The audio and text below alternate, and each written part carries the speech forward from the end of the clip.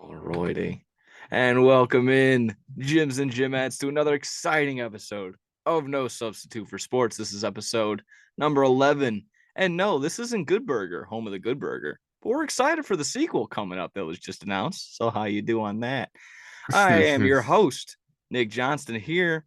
And March Madness was nice and all, but we're gonna cap off, March Madness was nice, but it was hard this week, still capping it off. Wasn't able to end it with a Last of Us episode. So a little disappointing, but we'll get over it. But I think that just means for the sake of these episodes, we'll be a little bit shorter, maybe like 40, 50 minutes shorter. So that's good for everybody, I would suppose. Jam-packed as always, more reactions to free agency from around the league. I got a bone to pick with some online pro wrestling fans as per usual, because they don't know how to be quiet or be satisfied with anything. Jordan is selling his share of the Hornets, and we'll go ahead and debate the World Baseball Classic's existence like everybody else wants to this week. But before we get into all that, let me introduce to you the founder and CEO of Fat Cat _streams, and that's with a Z. It's Mikey J. Fat Cat. How are you doing tonight? What up, man? I'm great. Feeling good. It's always a pleasure to be here. How are you doing? Doing pretty good. Checking in on Team USA. I think we could be doing a little bit better, but I think, doing all right. Had a little bit of a lounging day, but I kind of needed it. I don't know.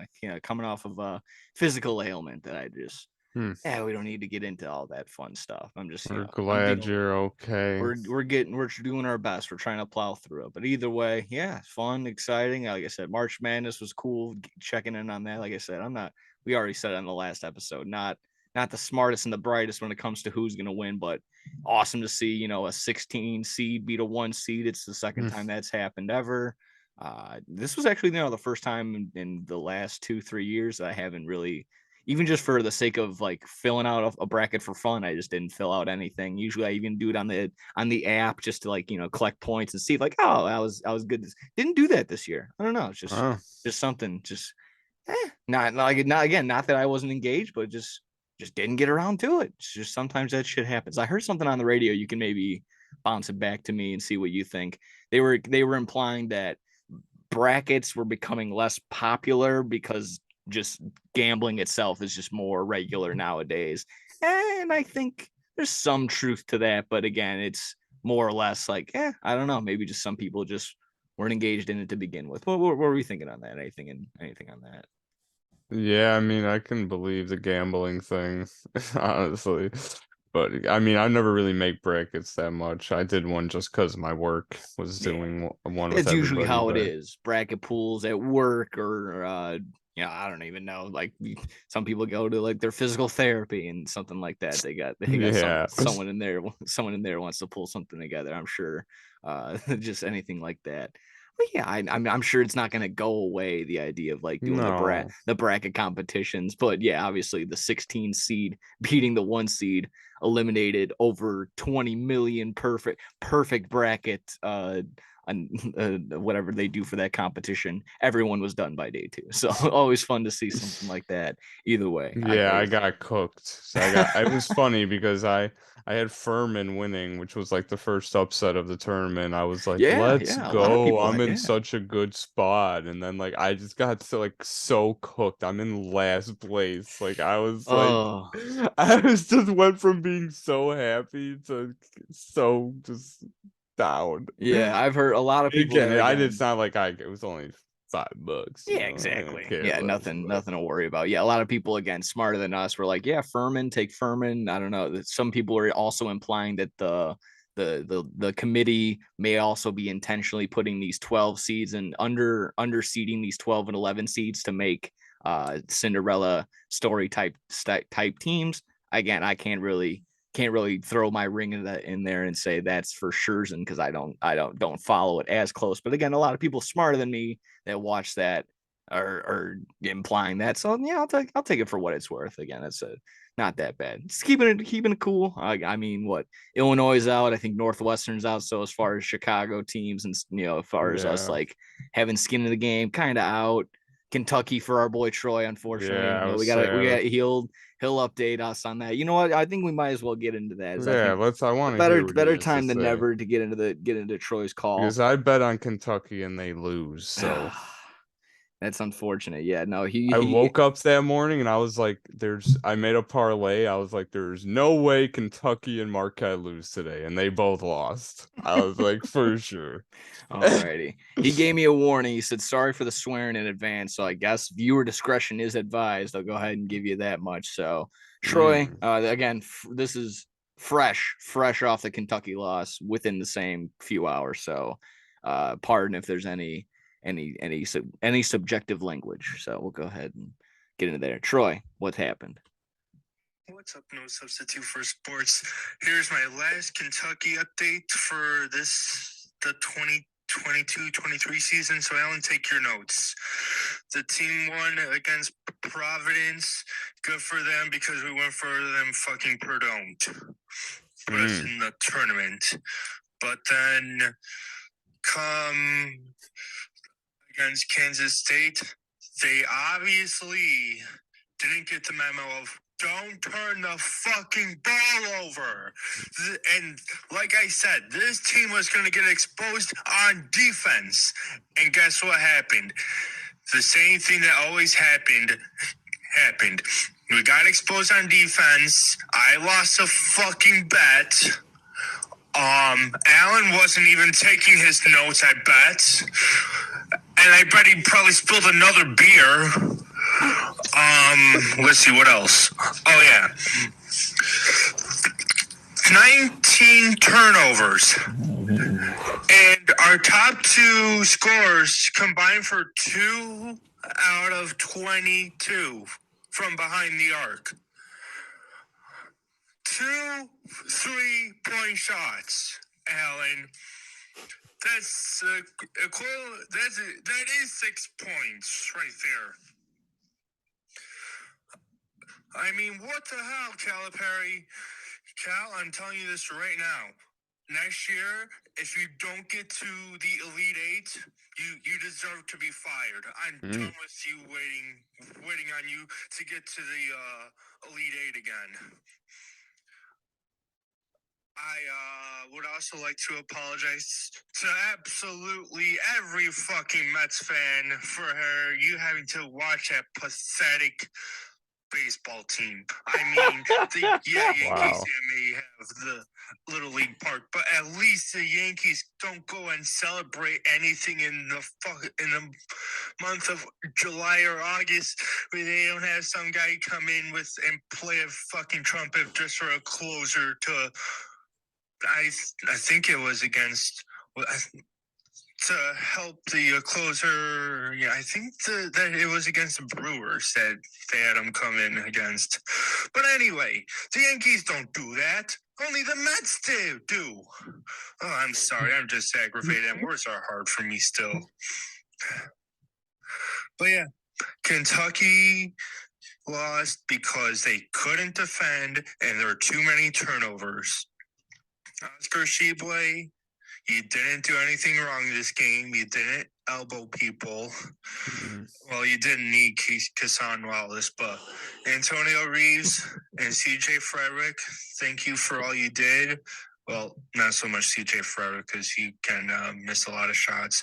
But Antonio Reeves, thank you for what you did. Go White Sox.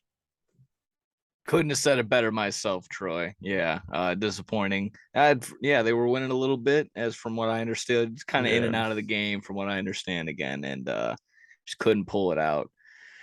Tough break, kiddo. Yeah, I guess you only got to wait another week or two. Yeah, about a week or so, and we watch White Sox baseball without Jose Altuve in the first series, so that's gonna be pretty good. We'll be getting into that a little bit later. Not fun being a Kentucky fan, Troy. Why do you do this to us, man? Yeah. Like I said, I wish I knew better, but yeah, the Blue Bloods are half of them are out. Duke is out. Kentucky is out. Kansas still very much, I think somewhat favored to win. Alabama still the big dog. You know, kind of crazy going from they're not just a football school no more. They got to worry about the basketball end too. Screw them. I don't need to win everything. That is true. either way, if you're good on that, I got some appetizers we can go through. We got some like I said, I'm you're starving. starving, ready to roll. Let's get into it. Let's start off with some good stuff right here. Congrats to Justin, our boy Justin Blum, and Prep High School. I hopefully that's the school in general. Either way, winning the state hockey championship. I'm sure it would find the names and whatever. This is great. You know, the boys gathered up at the UC. Unfortunately, I just wasn't there. But again, enough. A lot of people showed up and showed out. I think that whole lower bowl was basically filled up and ready to go. Game tied 3-3 going in OT before a game winner sent everyone in just a flurry of excitement, just creating priceless core memories for these kiddos, just beyond amazing. From what I understand, they dominated the regular season, adding this as an exclamation point with the champion in the form of a championship and this as the state trophy. So well deserved. Congrats to them. Congrats to Justin and the kiddos. So that's awesome. Just wanted to say that. We love you, Justin. Congrats, man. We know Love you're you, always out there grinding, managing those games and shit, man. We've always seen you leave AJ's and stuff to go do that. So yeah, you deserve it, man. You absolutely deserve everything. All that hard work fucking pays off, obviously. Yeah. There you go. And like I said, just it had to be such an amazing feeling. So something they'll never forget. None of them. Everyone will remember that. Alrighty, there you go. Yeah, so again, congrats. Let's see. I don't have a hat. Bella Ramsey, the guy, like I said, didn't get any Last of Us this weekend, but she was able to reveal that we'll get The Last of Us season 2 as early as, drum roll please, 2025. Oh god. So we'll be waiting, I suppose. We'll be waiting. Gives you enough time to play the video game like myself. If you didn't take the time to do that, like I say, either between the remastered version or if they got the free version on PlayStation 5, whatever you got to do, take the time. It's fun. Or just rewatch the first season 1. Like I'll probably end up doing that myself as well. Any thoughts on this waiting game 2025? I mean, I guess that was expected. I didn't expect it to just come out like right away. So, but it does seem pretty long. Yeah, but that's right up HBO's alley. I'm sure. What was this House of the Dragons going to be not until like 2024, and they came out. They were done like earlier last year. Yeah, I'm sure that it'll be worth the wait. Oh yeah, I'm sure too. It's just that thing. I'm like, oh, come on. By the time they better put a like. I guess we'll get into something later, but they better put a ton of good advertising and everything into it. But I'm sure this was so popular.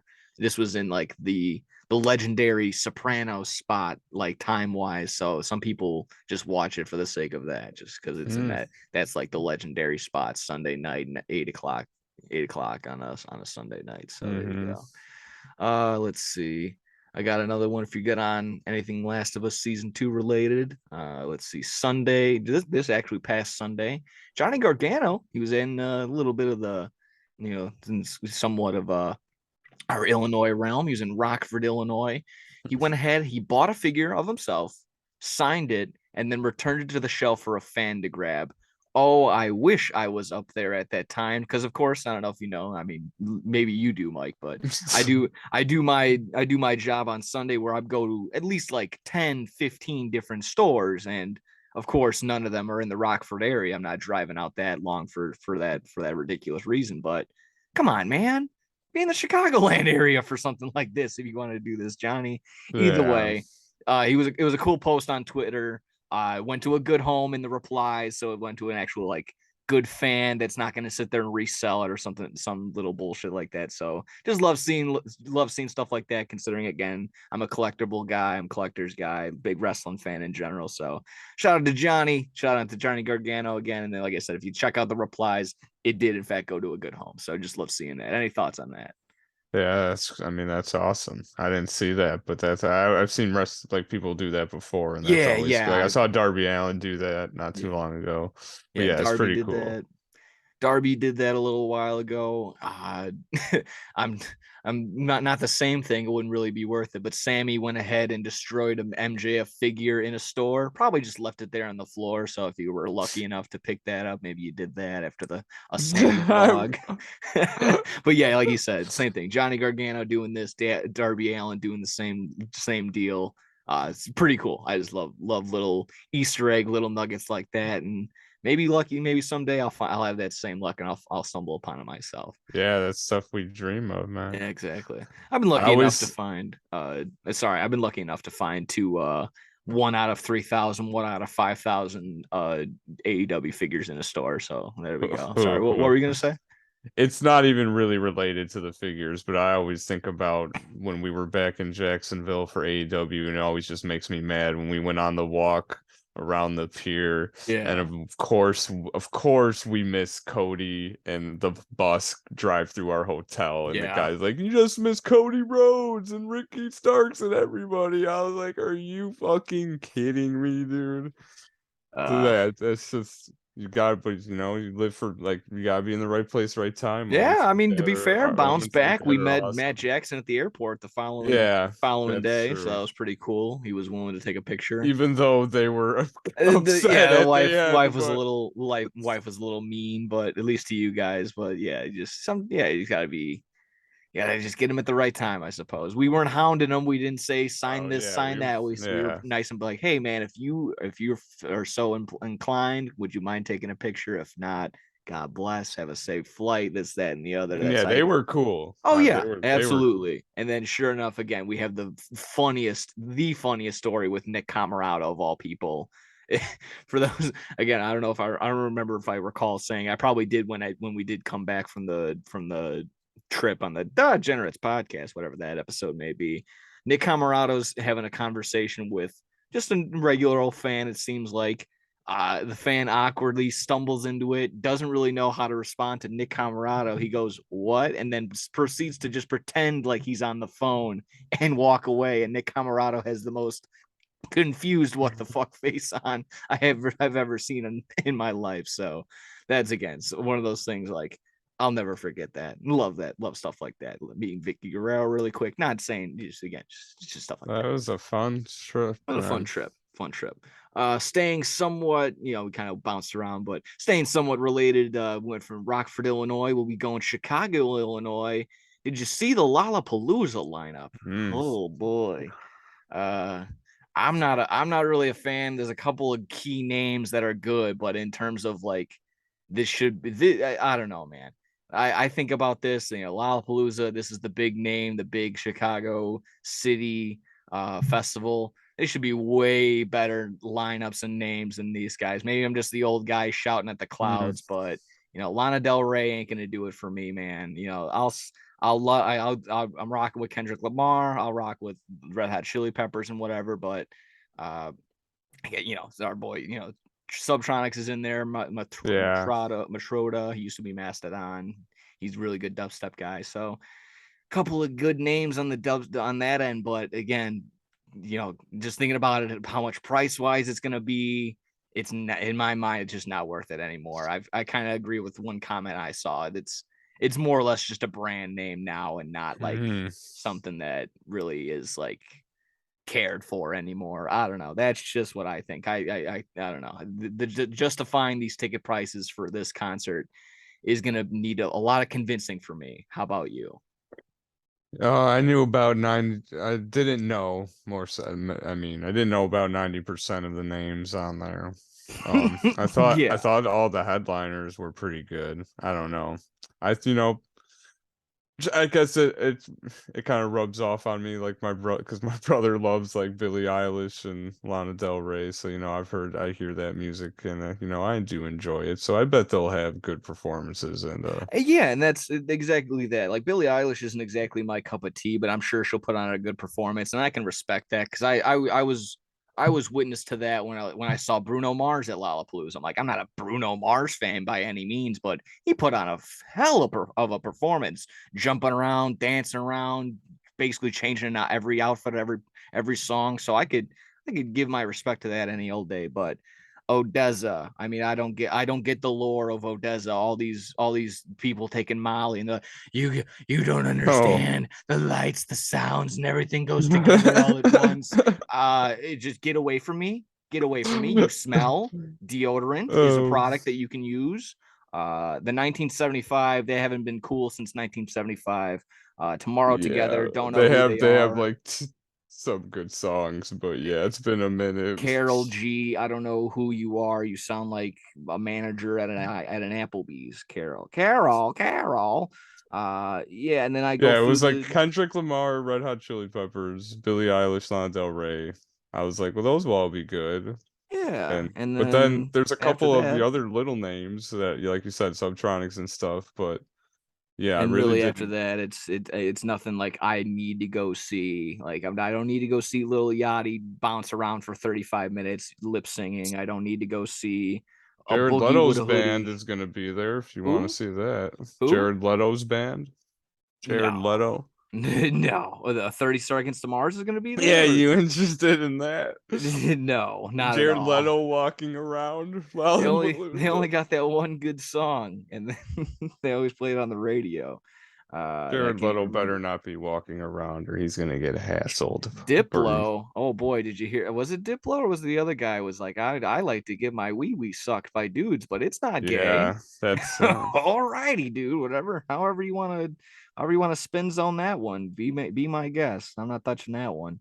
Louis the Child. I mean, again, it's just like if you're into that EDM realm, like we have been, it's just been there, done that with us kind of right now. But again, it's, I don't know. I my personal opinion, I guess, is I'm gonna have to stick with Metal Fest in Milwaukee or something like that to really be. Yeah, I've never been to a heavy metal show, so I think that'll be fun. Yeah, and I guess that's just my thing. I would need one big headliner at this point to really like get me in the door. Like maybe last year it should have been Metallica, but it's just, I don't know. I can't justify paying X amount, like over $150 for one day of this. I get it. You spread it out. You're like, oh, you can, if you're there from 12 to 10, it's worth it. But I don't want to be there from 12 to 10. I'm an old man now. I don't want to. The sun sucks. Like going out there and dealing with all these people, they smell and everything. Like I said, whatever. It's funny. It's fine. Well, yeah, I feel like it's not the same as, I just feel like, even though back in the day, even though we're not that old, but exactly. It's like back in the day. Yeah, it's like, I can see it's not. I like, just remember seeing lineups. Yeah, I just remember seeing lineups and being like, "Holy shit, this is crazy as fuck." Yeah, and it's just like, and now I just see stuff and it's like, well, it's all right. Yeah, I think it probably. I think 2016, whenever the last one with Chance the Rapper, that was probably the last one. It was like, oh my god, holy cannoli, where like the demographic could have hit everything from 16 to 55. Now it's like just catering to the Molly heads that are 16 to 22.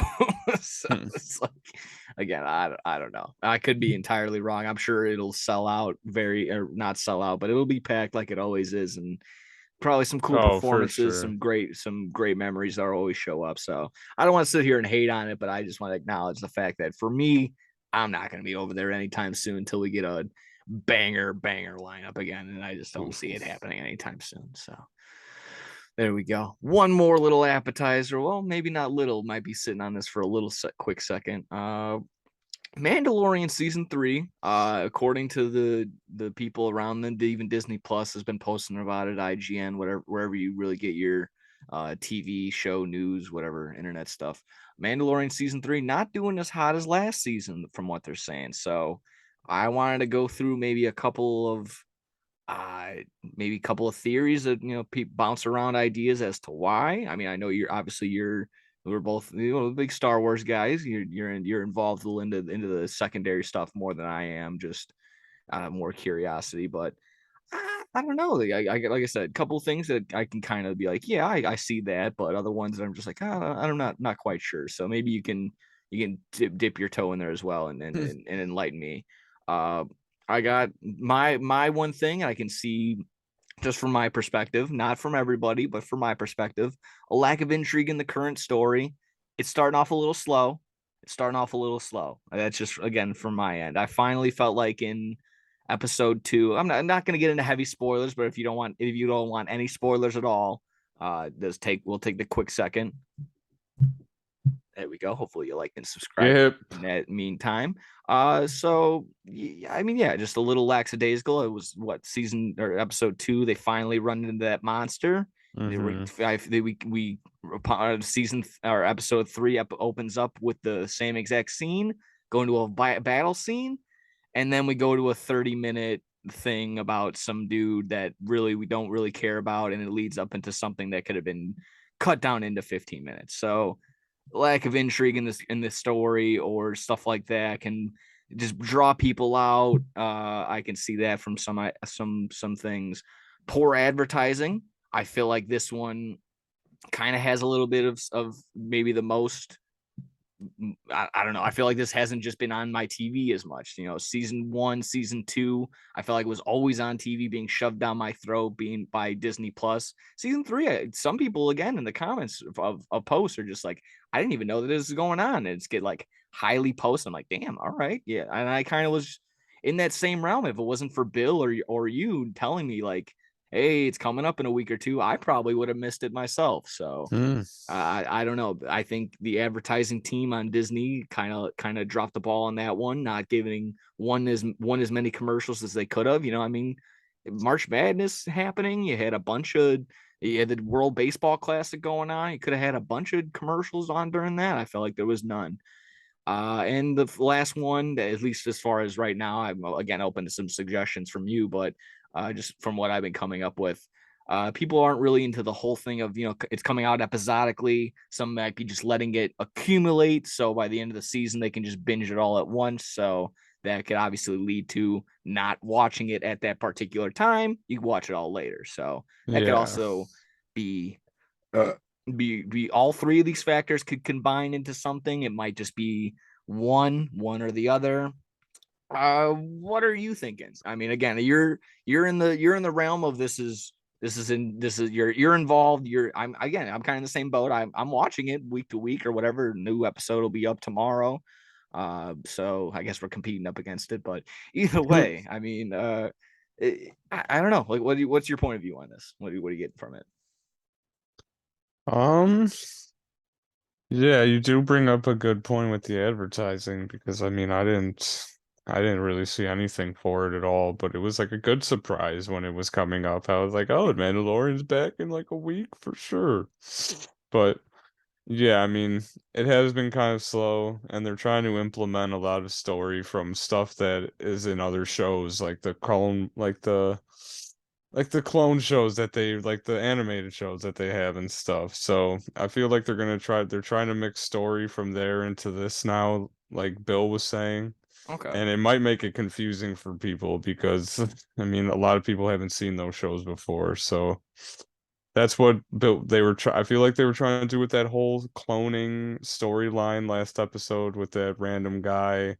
You know, they're gonna try, like Bill was saying, just to piggyback off of what he was saying to us, like they're gonna try to show, because Emperor Palpatine and Snook, which were like cloned in the new sequel movies. So he's saying they're gonna try to connect this show to those new movies in some way. So if they're able to do that, then, you know, I'm all for it. Honestly, if they're able to make it interesting like that and make those movies in like any way better, so you can go back to them and be like, oh, that's kind of cool, but you know, those movies are still just so bad. I mean, I always hate that they change directors mid trilogy, but that's something for another day. But Mandalorian. Sorry.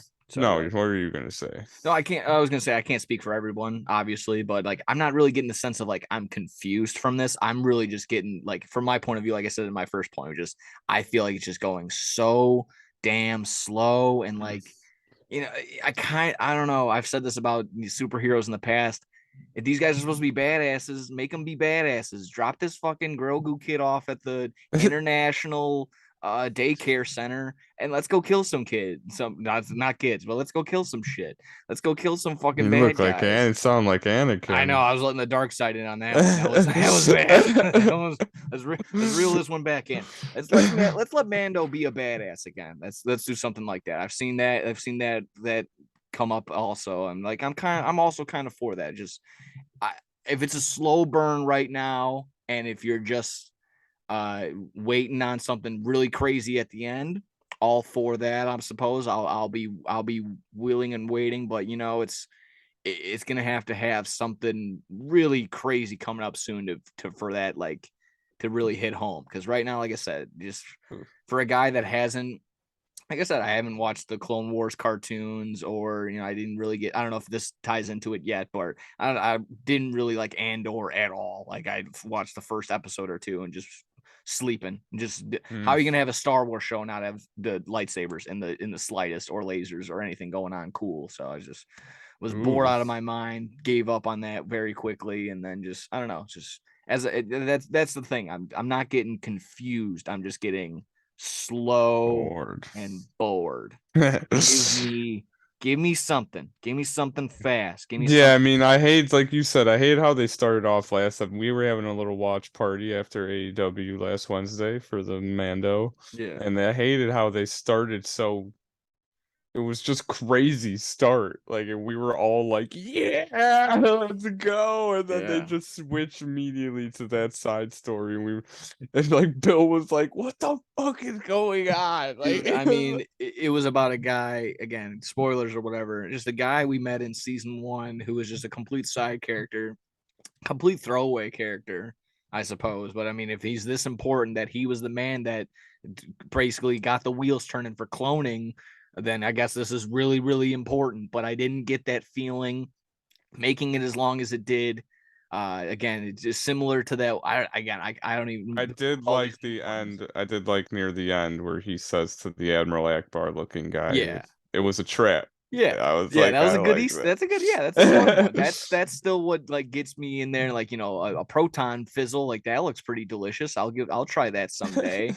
But like, again, this was a 30-minute side episode that could have been cut down to 15. I'm sorry. Like, again, if you want to be, I'm telling the story, or I need to get you involved in this guy, or I need to let you understand that he's finally having some mental like turn against the New Republic or whatever. It's just, I didn't need, like, I got it after the first 5 minutes, dude. Like, I got it. Like, this is for a kid. Like, it shouldn't need to be 20 extra minutes of, is he finally going to turn evil? Like, I don't know. And then for all this for his brains to become mashed potatoes at the end. So it's just, it's like, bro, it's all for nothing. It was all, I felt like the Vegas, the casino scene from whatever the fuck, where they all go there. You spend 40 minutes there, all for nothing.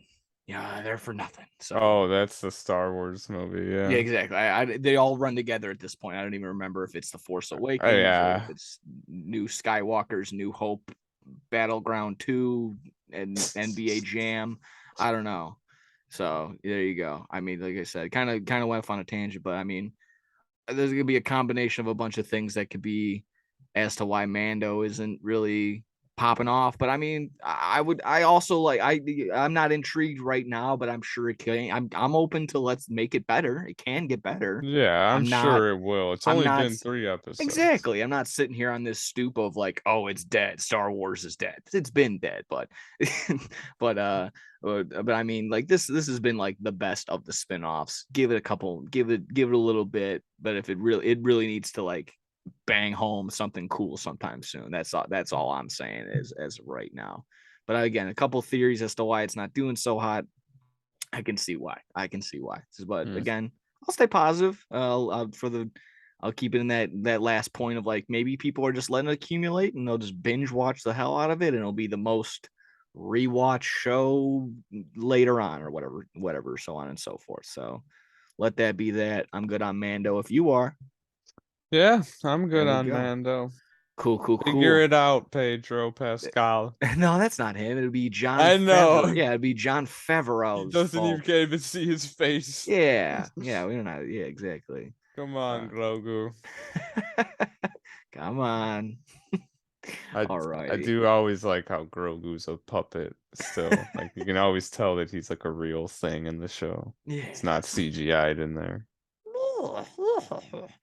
There you go. That's been good by Kyle too. That's been also a good highlight so far. Him grabbing the M&M with the Force. That's been one of the cooler things. That's been about it. Alrighty. If you're good on the appetizers, we can hit our main course over here. We got some sports to get into, obviously. Let me turn around. Let me see.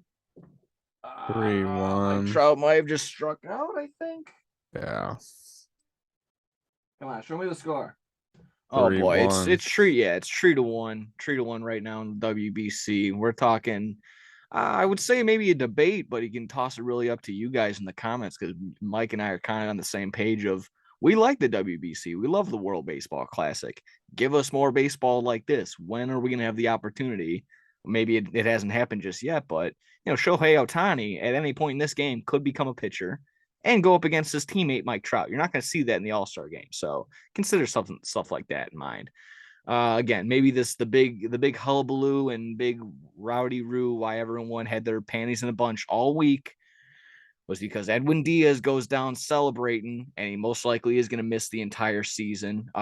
Good news on that for those who don't know. The turnaround for him getting injured and then getting into surgery was really quick. So from I'm not a doctor by any means, but hearing from what other smarter people were saying, the scar tissue won't develop as fast. So again, it could be a faster recovery rate. So that's good. That's positive. So maybe not right away, but before the calendar year is over, Edwin Diaz could possibly pitch for the Mets as opposed to whatever. When they did go down, they thought he was going to be entirely out for the season. Whatever. Wow. Brandon Nimmo spoke out about not participating in the World Baseball Classic. He said, I'm paraphrasing, but his focus is being with his team, the New York Mets, and winning a World Series. That's what his end goal is. He proceeded to get hurt in spring training. Just going to show you that, these guys can get hurt anywhere. They can get hurt getting out of bed wrong. I mean, if you watch the last Hard Knocks, that guy burnt his foot cooking. He was boiling water at his house and he just grabbed the pan wrong and all of it went on his foot, out for X amount of weeks. Like, dude, it's just, it's done. I don't know. So this argument of, again, You can't live your life in fear. Yeah, exactly. If you think like, oh, I can't do it because I'm gonna get hurt. That's yeah.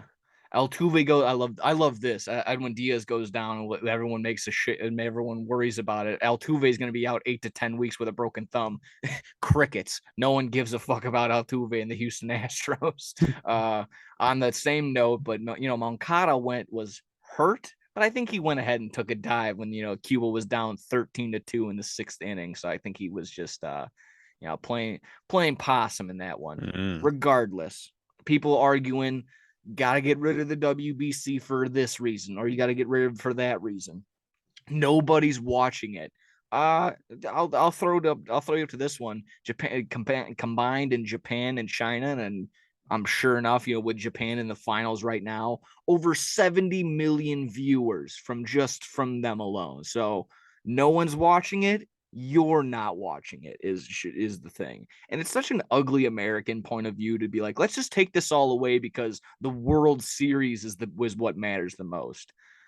Dude, like not to every one of these guys. I was thinking this earlier today. Go up to Mike Trout. I'll give someone $1 million. Go up to Mike Trout's face and say, this game doesn't matter. This is dumb. And he would fucking hit you with his bat. He's like, he's gonna hit, like, you're gonna tell these guys and disrespect them to their face and say that this is a waste of their time. They shouldn't be representing their country. That's not up to you whether, like, what their at bat should be going for. Nationalistic pride, the sights, the sounds, everything during this game, it's unquestionable. These fans during the Mexico game, the Japan game, the Czech Republic, I'll get to them in a couple seconds too. They ran a crazy awesome commercial. Just all these guys showing up with their flags, blowing the horns, everything. It's unquestionable that these guys, that everyone is into this game, loves it. Already going to be back for 2026. So get your complaints and early tweets out ready for that one. Everyone that hates on that. again, I don't know who's still arguing that this is bad. Maybe just the old man at Clouds. I know it was Barstool's KFC guy got ran through the muck for having this point of view just because he's a big Met guy. So obviously this hit home for him. Again, it hit home for us kind of. We got Moncada day to day, but again, Eloy Jimenez day to day. He went out with a calf strain. He came back early. It's just shit like that.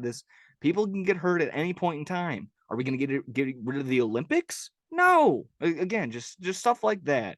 Last little thing. Like Again. NBA players are still going to be competing for gold medals and stuff. Yeah, I mean, what Paul George broke his ankle during some exhibition game. He was on the team the next following time that he could. Like it's stuff like that. Like these guys want to play ball. They want to play. And like for the fans, basketball players, even like they say all the time, like their gold medals, that's some of their favorite things that they've won in their career. Exactly. So it's times like that. I mean, just moments like that can never be recreated. You're literally with the top 1% of the guys that play in your sport. I mean, when Mike Trout given his compliments on Tim Anderson wouldn't be possible if they weren't being able to be teammates in this sort of instance. So being able to see that, like I said, even just the possibility of Ohtani being able to pitch against Mike Trout, like that sounds awesome. That sounds really cool. Whether or not it happens, maybe we'll see. It has the possibility in this game. If it's close enough, maybe they throw Ohtani in the bullpen and it becomes a closer for tonight. But either way, just the excitement of that. And again, just to have that, like, let's take it away. This means so much. This means nothing. This means nothing to nobody. For those who did see when they were watching last night's game, the Japan and the Mexico game, Czech Republic ran a commercial. These guys have regular everyday jobs. Like the center fielder is a teacher. The manager was is a neuroscientist. what? Yeah, a neuroscientist. See, so I'm not that smart. Like these guys have, one of them is like the second baseman is like a firefighter. Like this means so much to them. Like you can't take that away. Like it's such an ugly, like again, ugly American point of view. Like the World Series is all that matters. This means a lot to them, and so like I said, it's great if you're a true baseball fan, you want as much baseball as possible. Here it is, and then the argument again of let's move it to November. No, let's not have our pitchers have one. No, I don't know what November ball. No one really wants that. Let's ask our pitchers to go an extra 2 weeks, month after the season's already done. They're to blow out their arm afterward. No, thank you. Absolutely not. I'd rather you to bow out, substitute yourself out for spring training. Let another guy in a AA, AAA be able to have some sort of at bat, or while you're gone, you're not losing your time, you're not losing your spot, whatever. So either way, again, like this is the last game right now, and they're gonna be back, and they'll be fine. Still plenty of time to get re-engaged with your team, still into a flow with your team, get used to this pitch clock, bigger bases, and not being able to throw to first base, no shift rule. You'll have all the time in the world to get used to that still. So again, anyone that's a ton of people worried about the game of baseball nowadays. It's not changing. You just got to stop worrying about stuff that just isn't a big deal. Just so there you go. World Baseball Classic. We're pro over here. Maybe maybe I ran through all the things that are for it, but I don't know. Do you have anything else on there that I didn't touch upon? Anything for you that maybe if you want to expand upon? I don't know. I just think it's awesome. They're playing with the best people around, and they're defending their country. And what else could you ask for? Yeah, and then you get stuff like the Team Italy, like it's almost like basketball. When I think it was the Puerto Rican team in basketball is cooking barbecue. Like the Italian team in the World Baseball Classic has an espresso maker. Like, dude, come on, what are we doing here? Like, I thought that was funny. You can't make that shit up. Like that's so fun. That's so funny. Yeah, and again, if you want to argue, like, let's take the pros out. I'm not opposed to it. It's completely up to the players, but I'm also not let the college kids play, or let's bring back older players like the Savannah Bananas baseball team is doing for Banana Ball. Make it fun, make it exciting. But either way, when everyone's still taking it seriously and loves it, I don't know. They seem to be in the minority on this one. So just want to throw on that, kind of beating a dead horse. Like I said, we're both on the same page here, so don't need to stay on that any longer if we don't need to. Last little thing in MLB in the baseball world, Sammy Sosa and Mark McGuire are going to be added to MLB The Show. So will that finally convince you to get MLB The Show 2023? No. Short and sweet. I love that. I think they're just going to be added to I mean, just probably just I can't even think, the Diamond Dynasty. That's their big mutt league type thing. So yeah, and that's if I get MLB The Show, I'm gonna just play Diamond Dynasty again. I'm gonna spend hundreds of dollars on packs, and I'm just going to have the same team that I did last game, and it's just rinse and repeat, and then it's next year, and give us more money so you can get the same players with different cards. But Mike 99 Mike Trout, and come on, and 99 Shohei Ohtani. I will say I got two Mike Trouts last year in packs, and that was a crazy. I mean, that paid for the game. Essentially. Yeah, I was both times. I remember just being like, "Oh my god, that was crazy." Yeah, no, seeing the boys in our group chats when they do pull some packs. They're all in not just like when they do the Diamond Dynasty, but they do their franchises, their online franchises. So it's always a pull, like everyone's pulling something. It's always so fun. Their reactions, like, "Oh shit, a diamond," or like, "Oh, we got another Clayton Kershaw, son of a bitch," something like that. Yeah, it's cool. Yeah, like you were saying, and they're on the game, and you just see it in the corner. And it's like, oh, I know who they're about to get. Oh yeah, that's true. It does spoiler, like, oh yeah, so and so just pulled a Trey Turner. That does piss me off sometimes when people are opening. I'm like, oh, now I know who you got. But it is crazy, like when they get someone really good. Like when Kyle got Mike Trout, I was like, oh my god, you just got. Yeah, the way that we were sounding with your thing, I was just thinking it's like when you give a mouse a cookie, he's gonna buy some packs. He's gonna buy some packs, and then he's gonna want a Mike Trout. He's gonna want a Mike Trout, and then he's gonna buy some more packs. That was one of my favorite kids' books. There you go. That's perfect analogy. Absolutely. There we go. If you're good on MLB baseball world, we got some NFL to quickly scrape through. Not too much story wise, but like I said, I'll Excalibur my way through all the names, sights, and sounds that were picked up this week in the league. But like I said, we'll start off really quick highlighting Bears and focusing on them so far. Let's see. Bears aren't, they're finished. They're not finished yet. We're signing Bob Tunyon. We got tight end Robert Tunyon, stealing them from your Packer guys. I'm a fan of that, having a 1-2 combination with him and Kmet. I guess some people are like, oh, Kmet's going to be number one, or I think they're just 1A, 1B. Like they're both going to be doing the same exact thing. They're just going to be wide open options for Justin Fields to dump off to. So I love it. And is he a good blocking tight end? Yeah, I mean, I like him when he's not injured. Yeah, well, fair enough. I mean, you could say that about anybody.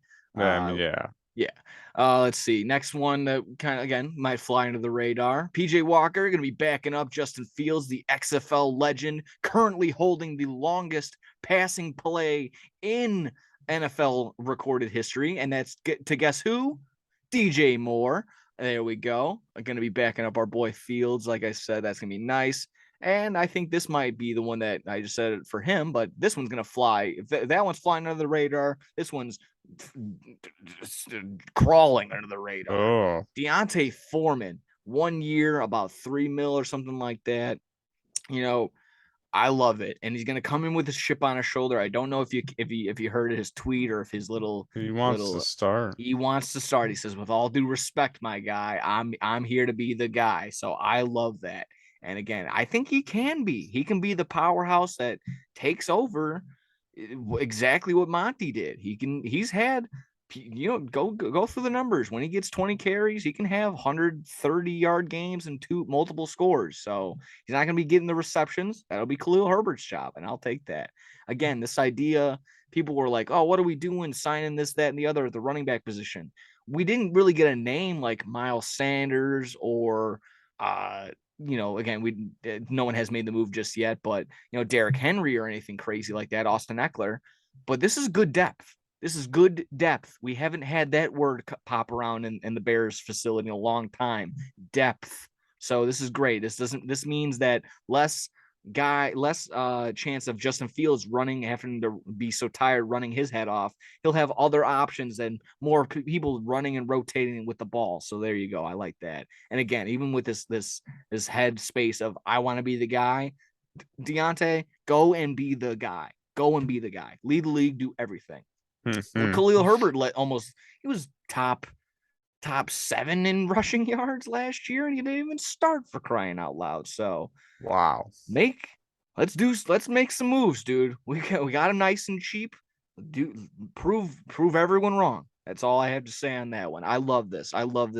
Anyone that's not a big fan, or again, we maybe didn't get the big name or whatever, but I love Deontay Foreman for what we got him for. And like I said, if he's in this headspace of just give me the ball and I'm gonna run through you, oh man, this is gonna be exciting. This is gonna be really exciting. We're still need the draft, still a couple names on the free agency board that's lingering around, but we'll get there. Like I said, anything to comment on Bears free agency addings so far? I mean, just from these so far. Packers re-signed Rudy Ford. I don't know who that is. Yeah, we were saying this right before. I mean, I wish I would turn at this time. I would pin this right back to you of what the Packers have done, but they sit on their hands when it comes to free agency. Yeah, I'm used to it. There you go. I mean, it's proven. The Bears have been absolutely cooking. I mean, they've added I don't know the exact number, but I feel like it's been. I mean, they've added a lot of players this offseason so far, and I mean they're just going to draft even more people. So, I mean, the Bears have been loading up for sure, and bet on the Bears to win the NFC North. I see the Lions are the favorites right now, which I mean they did good last season, but I don't know. I don't know if they're going to be better than the Bears. I think the drawback is definitely Jared Goff. Jared Goff. I would say the drawback might still be the defense, just a little bit, just because Jared Goff can drive the bus. If you give him a guy like Monty, and he's still going to have Swift. Yeah, I think I have to give respect to the Lions. Amon St. Brown is a great wide receiver, and I mean their offensive line is top tier, just in terms of protection and being able to give Swift and I mean at the time Jamal Williams a ton of opportunities to score and move the ball. So their offense can move. I think at one point they were the number 1 offense, but they were the 32nd ranked defense. So that's their Achilles heel. I'm sure Aiden Hutchinson is going to improve and be a monster, almost JJ Watt type numbers coming up soon, Nick Bosa type performances, but you're going to need a little bit more help.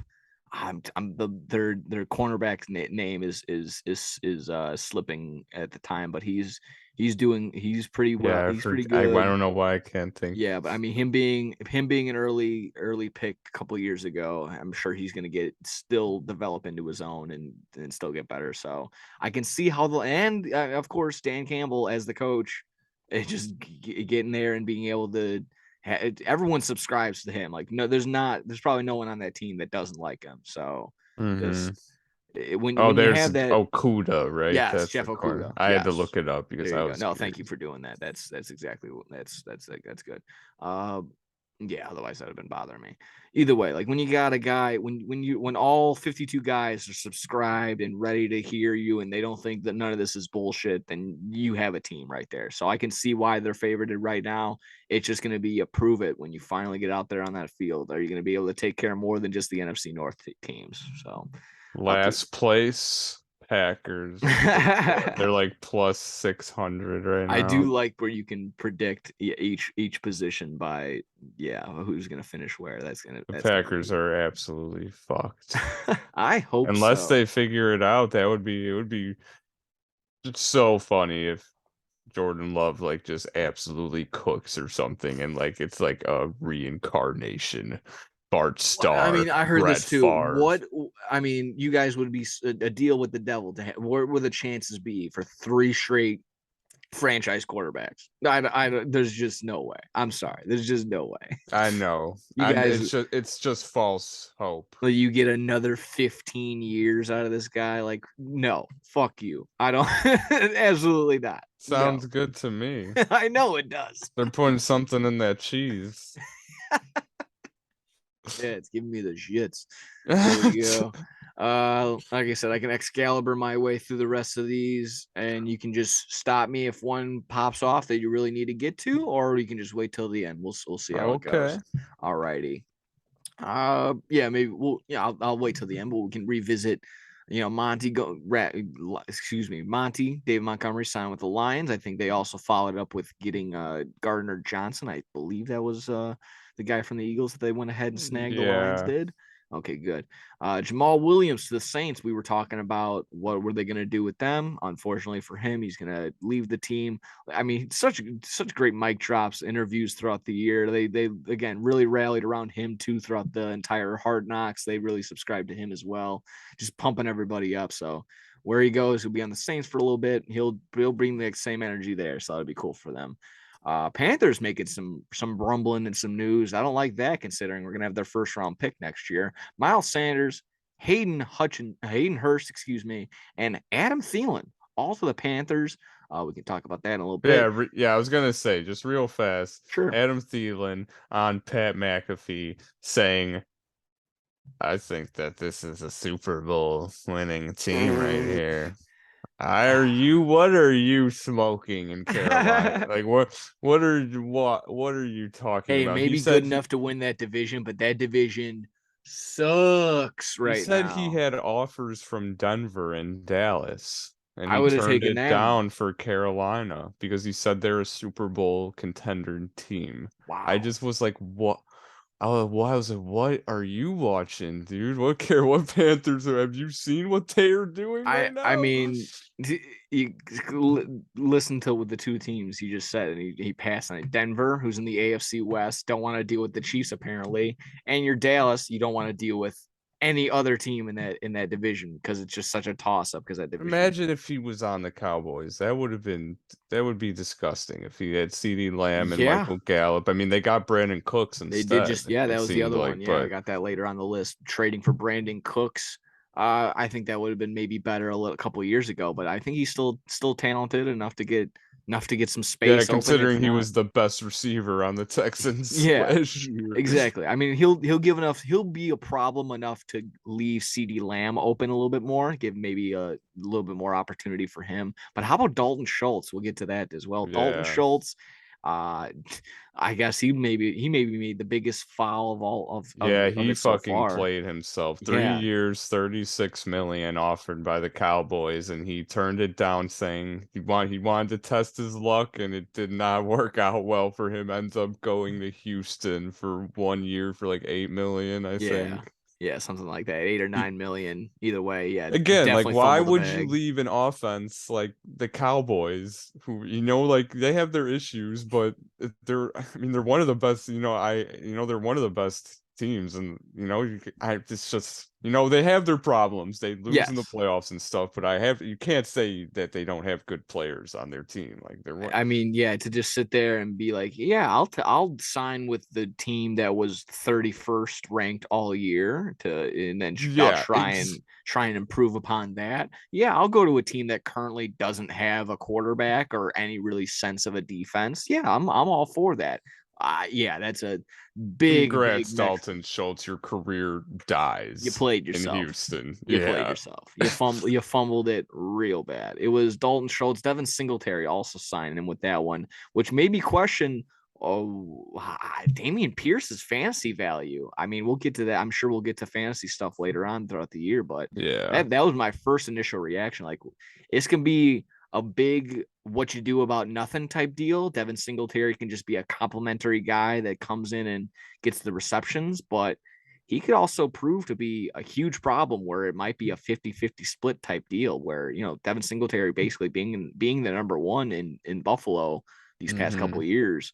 A lot of people like myself, I'm thinking of sophomore sophomore guys are going to have a bust out breakout year to go along with their solid rookie year. I see Damian Pierce now.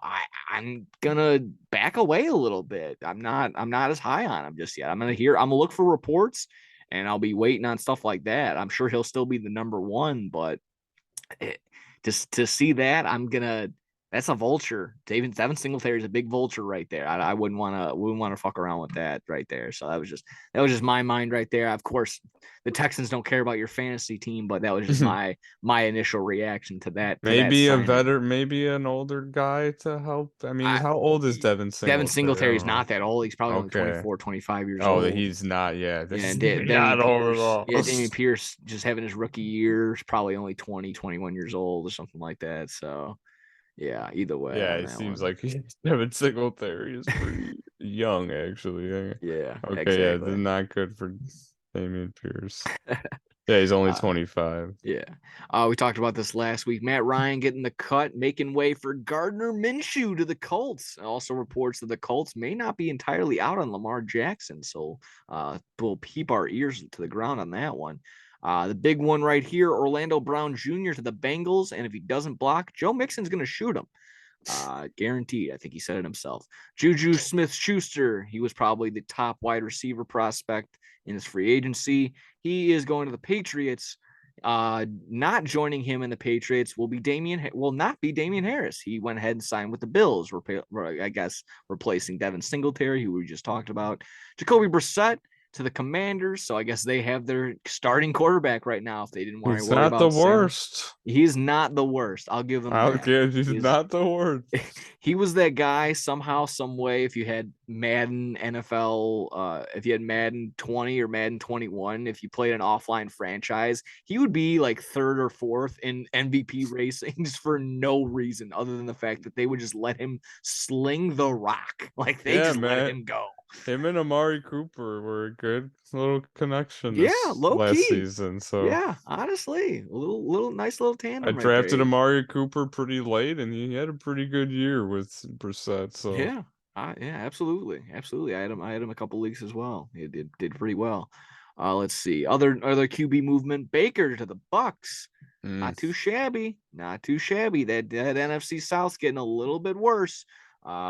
People talk shit about Baker, but he's better than like any backup that they could have had. Without a doubt. Yeah. I threw that comment in there just to be funny, but yeah, with that team, it gets a little bit better now with Baker there. I mean, to just to hear that there was some sort of like sweepstakes / like I guess competition to get Baker. There was some back and forth between other teams that actually wanted him. I'm sure the Rams wanted to re-sign him, but landing in this spot. I mean, I'd rather throw to Mike Evans and Chris Godwin than a washed up Allen Robinson, and he's gonna be still Cooper Kupp, but he's gonna be gimping around for a little bit, I'm sure. But yeah, nothing else really going on over there. Let me see the big cuts on the week. Ezekiel Elliott, Jadeveon Clowney, and probably the biggest one, Trevor Siemian of the Bears among the big cuts on that one. So yeah, like I said, biggest moves, I would probably think, the Panthers made a bunch. Texans made a bunch of noise. Does it make them that much better and Super Bowl contenders like Adam Thielen says? I don't think so. I always think about this Bill Maher joke back in the day, when a band would come in and fuck up a hotel room. It's like, you're not going to fix that room all in one day. You're not going to fix the Panthers season all in one day, but you can get the smell of stupid out of the curtains and all the fabrics and stuff like that. You can make some good moves and get some, get the gunk out. That's kind of the analogy. It's probably some incentive playing with the new rookie quarterback, whoever they're going to draft. Whoever they end up drafting, I'm sure that'll be good for them. And then they're banking on him being the guy for at least the next 5 to 10 years in terms of I guess Adam Thielen's got hopes in whoever they draft. I guess so. They just he knows he I mean, to be fair, they read the script before us. So I mean they know what's gonna happen. They know exactly what's going on. So I guess fuck it. Take the Panthers to win this fucking Super Bowl. Got the script early. There you go. Again, maybe of those that we ran over, I guess also Orlando Brown Jr. has to be the big one. That's one of the bigger, not just the bigger guys, but of course, in terms of size, but just the big guy, the big guys, the big rival. Yeah, absolutely, yeah. He was just on the Chiefs. He was on the Chiefs to the Bengals. Yeah. I mean, rivalry. Is it just Eli Apple talking a bunch of smack? Oh, I mean, they've played each other twice now in the AFC fair. Championship. Fair. So yeah, it's getting there. It needs to. Yeah, he definitely needs to get there. I think it's always that thing of like you need the Bengals to have the same amount of success to be like it's a rivalry. That's true. Yeah, but that's just how sometimes I feel like sometimes it's just the players who are playing against each other though. That too. I like seeing Joe. It's just like Joe Burrow against Patrick Mahomes and stuff. Yeah. That's stellar. That's A1 stellar shit. That's exactly what you want to see every single week. That's what the people come to see. Oh yeah. I mean, yeah, looking through these, and I'm sure there'll be more coming up. But I mean, that's still pretty solid. I would also see, Damian Harris talking about fantasy. That'll be pretty decent for him. I think he'll get some yardage, and we'll see how that game for at least in terms of him. He's not the big reception guy. Not going to be getting the dump offs. Maybe somebody else will step up in that role. Who was there? Zach Cook, I'm sure. Is he James Cook? James Cook, yeah, Delvin Cook's brother. I'm sure he'll step up in that role or something like that. So we're thinking of Zach Moss, my backup QB for the Colts. And he just got traded to the Colts. Yeah, exactly. That was a weird trade. Whatever. Any other last comments on NFL free agent frenzy that we've been talking around? About? I don't have anything more on free agency, but there's something that I want to do relating to NFL because I think that's all NFL stuff, right? That's everything I had. So sure, yeah, shoot away. There's something that I wanted to do relating to NFL because let me get this going because this guy, Cam Newton, comes out to Auburn Pro Day. So we're going to play a little game here. It's called, Are These 32 Quarterbacks Better Than Cam Newton? Cam Newton says at Auburn's Pro Day, because I know there ain't no 32 quarterbacks better than me, man. So let's see. This is no particular order. And you stop me when you hear a quarterback that Cam Newton is going to start over in the NFL. All right? Okay. All right. Patrick Mahomes. No. Jalen Hurts. No. Joe Burrow. No. Josh Allen. No. Justin Herbert. Trevor Lawrence. Aaron Rodgers. Tua. Geno Smith. Dak Prescott. Lamar Jackson. Justin Fields. Brock Purdy. Kyler Murray. Kirk Cousins. Daniel Jones. All right, we're halfway. Kenny Pickett. Ryan Tannehill.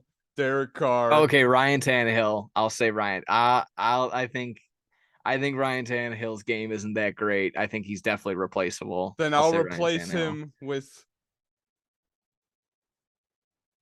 Jacoby Brissett, who wasn't in it right now. Fair. I would take Jacoby Brissett over Derek Ryan Carr, Tannehill. Sam Darnold.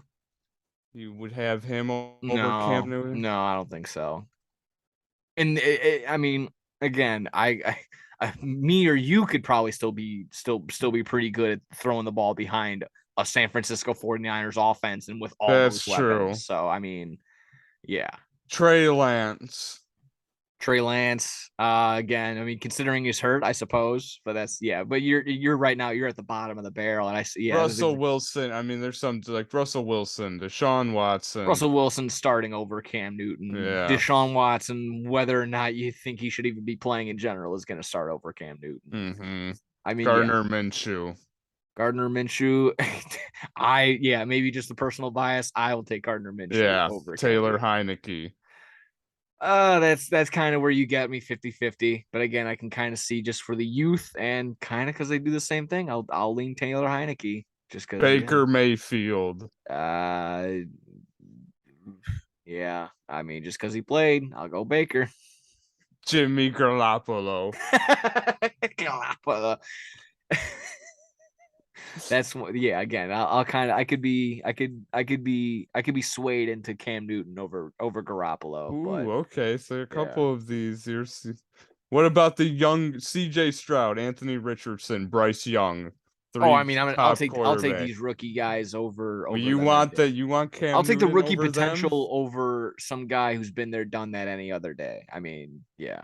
especially such a wild card. It's beyond his talent if he doesn't really consider that. Like it's we've seen his character and everything like that. He's loud and outspoken. Like he can say something wild and and it's just exactly that. It's just gonna be taken out of context or something like that, or just I don't know. Again, he's probably a good teammate. He's probably a good guy all around, but just the way he carries himself, it's a little crazy sometimes, a little bonkos. So I don't know. I also put Ben DiNucci and AJ McCarron on here, just because they're who both play in the XFL. Because they're just XFL. And I think that right I would rather have them starting on an NFL team than Cam Newton. My favorite thing was the picture, the GIF of Shaq and Kobe, and that's gonna be Cam Newton and Zeke on the Houston Roughnecks next year. Yeah, I mean Cam Newton just go play in the XFL, man. Yeah, I mean, I listed off like 40 quarterbacks there, and there were some that you said, and I do agree that some of them probably aren't as good as Cam Newton. Yeah, but it would be lateral movements, and it's exactly to be that. starting in the NFL, Cam Newton. I mean, you had your chance. The season you guys went. They went undefeated, right? No, it was they lost one game. Yeah, the one. Yeah, they had the almost perfect season. It was and. Oh. Yeah, and then they just get absolutely. And I think that this game literally destroyed his entire his mental capacity, and I don't even know, but he was never the same after the Super Bowl game. So yeah. I mean, that was awesome season. You were good, Cam Newton, but to say that you're better than the people in the NFL now is. I mean, that inspired a whole generation of kids and a new way of playing the game where Lamar Jackson wouldn't be catered to like that if it was Cam Newton, not catered to in the sense that they literally the Ravens have designed an entirely new offense to just make it so that this is like Lamar Jackson's offense. So, I mean, obviously, yeah, you have to acknowledge that, he has done what he has done, but that time is come and gone, man. I mean, just to sit there and be like, to really have that idea, and for anyone, I mean, there's no one in the Bears Twitter or in the Bears realm is like, yeah, let's go get Cam Newton. I couldn't think of a fan base that's like, we need Cam. Yeah. And if I wasn't that fan base, I would be doing my best to be getting out of that fan base, maybe get a new hobby or something like that. But that is. Yeah, that's just not. It's just not in the cards. I don't think it's something that'll be. He's probably in the realm for backup / XFL starter. That's basically his role at this point until he just peters out and does something else. Maybe he gets into the broadcasting area. I don't know. Should just go in the XFL and see. You just absolutely run your chances there. And I mean, I think I just saw something with Chad Johnson. He's like, he was in the Canadian Football League. Like they're no slouches either. They take it seriously over there. So if you want to make it so, go over there, do something like that. You'll bring a lot of publicity to it. Yeah, you bring a ton of eyeballs there. Exactly that. Oof, I mean, exactly. Yeah, whatever you want to do. If you want to be the star, there you go. Yeah, instead of just knocking at the door of a place that just doesn't want you, go somewhere where you can actually go and produce. I don't know. It would make a ton of sense. I get it. And then you prove yourself in the XFL. Maybe an NFL team will call you and be exactly. And again, it might not be for a starting job or whatever. Just something. Apparently, again, just I don't know. It's just tons of stuff. Just to hate him, just be like, I'm showing up at pro day. I'm better than 32 quarterbacks. Let me show you. Okay, any quarterback can throw a pass in an open field to someone. He was missing too. I see. There's a couple of highlights. He overthrew a couple of them. Completely overthrowing people that are wide open. Yeah, exactly. Like you just said, no defenders in sight. We're not within even state lines, and this. We all saw videos of Zach Wilson throwing deep passes in the pro day, and everyone's like, "Oh my God, Zach Wilson's going to be so good," and he's absolute shit. Yeah, see how that's turned out so far. Yeah. There we go. If you're good on NFL, that was a pretty good one. That was a fun game. I like that. If you're good on NFL, we can flip over really quick to some NBA, some quick tidying up over there. Very quick check in on MMA before we finish off with some wrestling. How's that sound? Yeah. All right, coolio. Yeah, big thing over here. Michael Jordan selling his majority stake in the Hornets. I guess really the big thing is to worry about, or not worry about, but to dwell on the fact of, how did he excel so much as being a player? I mean, beyond just the point of excelling as a player, people label him as the GOAT, but you just do that. You're the number one player considered of all time, and then you just crumble as an owner. Again, I would like to maybe think of a couple things that just could go into that. Maybe just a lack of effort. I don't know. I can't sit there and hang my head on that part. And I would only think that you buy a team, you would want it to be number one, but I would just assume that he probably thought that maybe his presence alone was going to be good enough for everyone to just we'll go. Jordan owns the team. It doesn't really matter about who's on the court or who's doing this or if we have Kwame Brown or anything like that. It just didn't seem to translate from best player of all time to being able to own a team and make it successful. So there's tons of stats. I believe they were bottom 20th bottom 20th in terms of ranking and like in attendance and stuff like that from his time from purchasing it up until now. Only maybe one or two playoff wins. Hasn't won a playoff series since owning the team. Oh my God. Having the record for the worst winning percentage in that one in the lockout league, the lockout season, when I think they only won like 9 games. And yeah, just tons of other things that just I got to the point where I got obviously different franchise, but he was like, screw it, I'll play for the team. You guys are so bad, I'll play for the team. He should have played for the Hornets like he did for the Wizards that one year, so it would have made it a little bit better. I hope. Yeah, I can only hope that it might affect it a little. Not really in terms of affecting it. Everyone they'll separate a big difference between him owning a team and being the player that he was, but that will be a big, big hole in the road, big blockade in the road of like, oh geez, another not so good in terms of the reputation of Jordan. So any thoughts on Jordan selling his team other than how much we need to scrape together to go buy it? So what are you thinking on that? Yeah, I mean, I love Jordan, but I mean, it sucks. I wish he could have had more success with the team, but I don't know. Yeah, it's just, I mean, he's still going to be a minority stake owner. I saw he just wants to sell the majority of it, so he still will have some ownership of it. So, if they do win, he'll still get a ring and shit, but I think he just wants to leave like the decision like you said, I feel like he wasn't as into the decision making and stuff like that as he should have been. And I think that he finally realized that like I can't be an owner. So I should like leave that kind of stuff to other people. I'll just have a minority stake and just chill. And if they do good, then hell yeah. But he tried. So but I was Colin Coward's take on this was so fucking ridiculous. Like he was like, I didn't even hear. Tell me what it was. Oh God, I want to look it up just because I have to make sure I get it exactly right. I'll just look up Colin Coward, Michael Jordan. I'm sure knowing him and other guys like Matt. Jesus Christ, just one of the most absurd takes that I've heard in a while. Max Kellerman, that's the one guy always that has ridiculous takes too. Yeah. Oh God. Oh, hang on, I don't want to hold this up. No, you're okay. No, you're fine. As we're checking in right now, I believe the bases are loaded for Japan. 2 outs, still up 3-1 right now as we're watching the World Baseball Classic. Go for it. Okay, so he said was talking shit about Michael Jordan, basically talking shit about if he really is as good as everyone says he is. And he said he tried baseball, he failed. He tried ownership. He was awful. He tried the Wizards. It bombed. Everybody understands. Take out Scottie Pippen and Phil Jackson. This whole Michael Jordan mythology is sort of just that. Oh yeah, I got a counter for that, but go ahead. So that's what.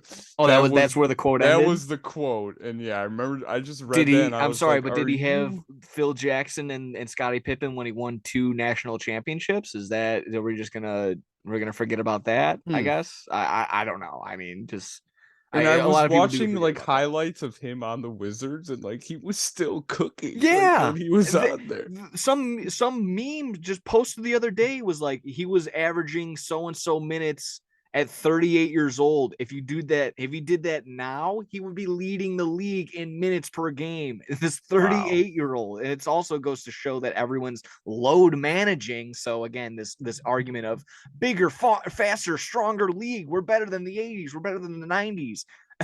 No, you're lazier than the 80s and the 90s because you guys don't play defense. You guys don't play at all.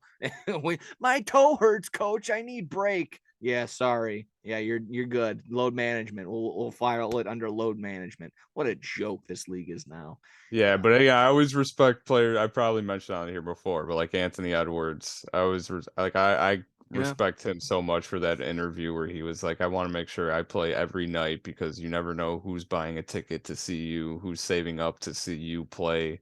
He's like, I want to make sure I'm on the floor every night. So I'm glad that at least some people still have that mentality, but the same thing. majority is not like that. Same thing. Saw some little thing on the internet. It's like 20 people 10 years ago were averaging X amount of minutes and played every single game.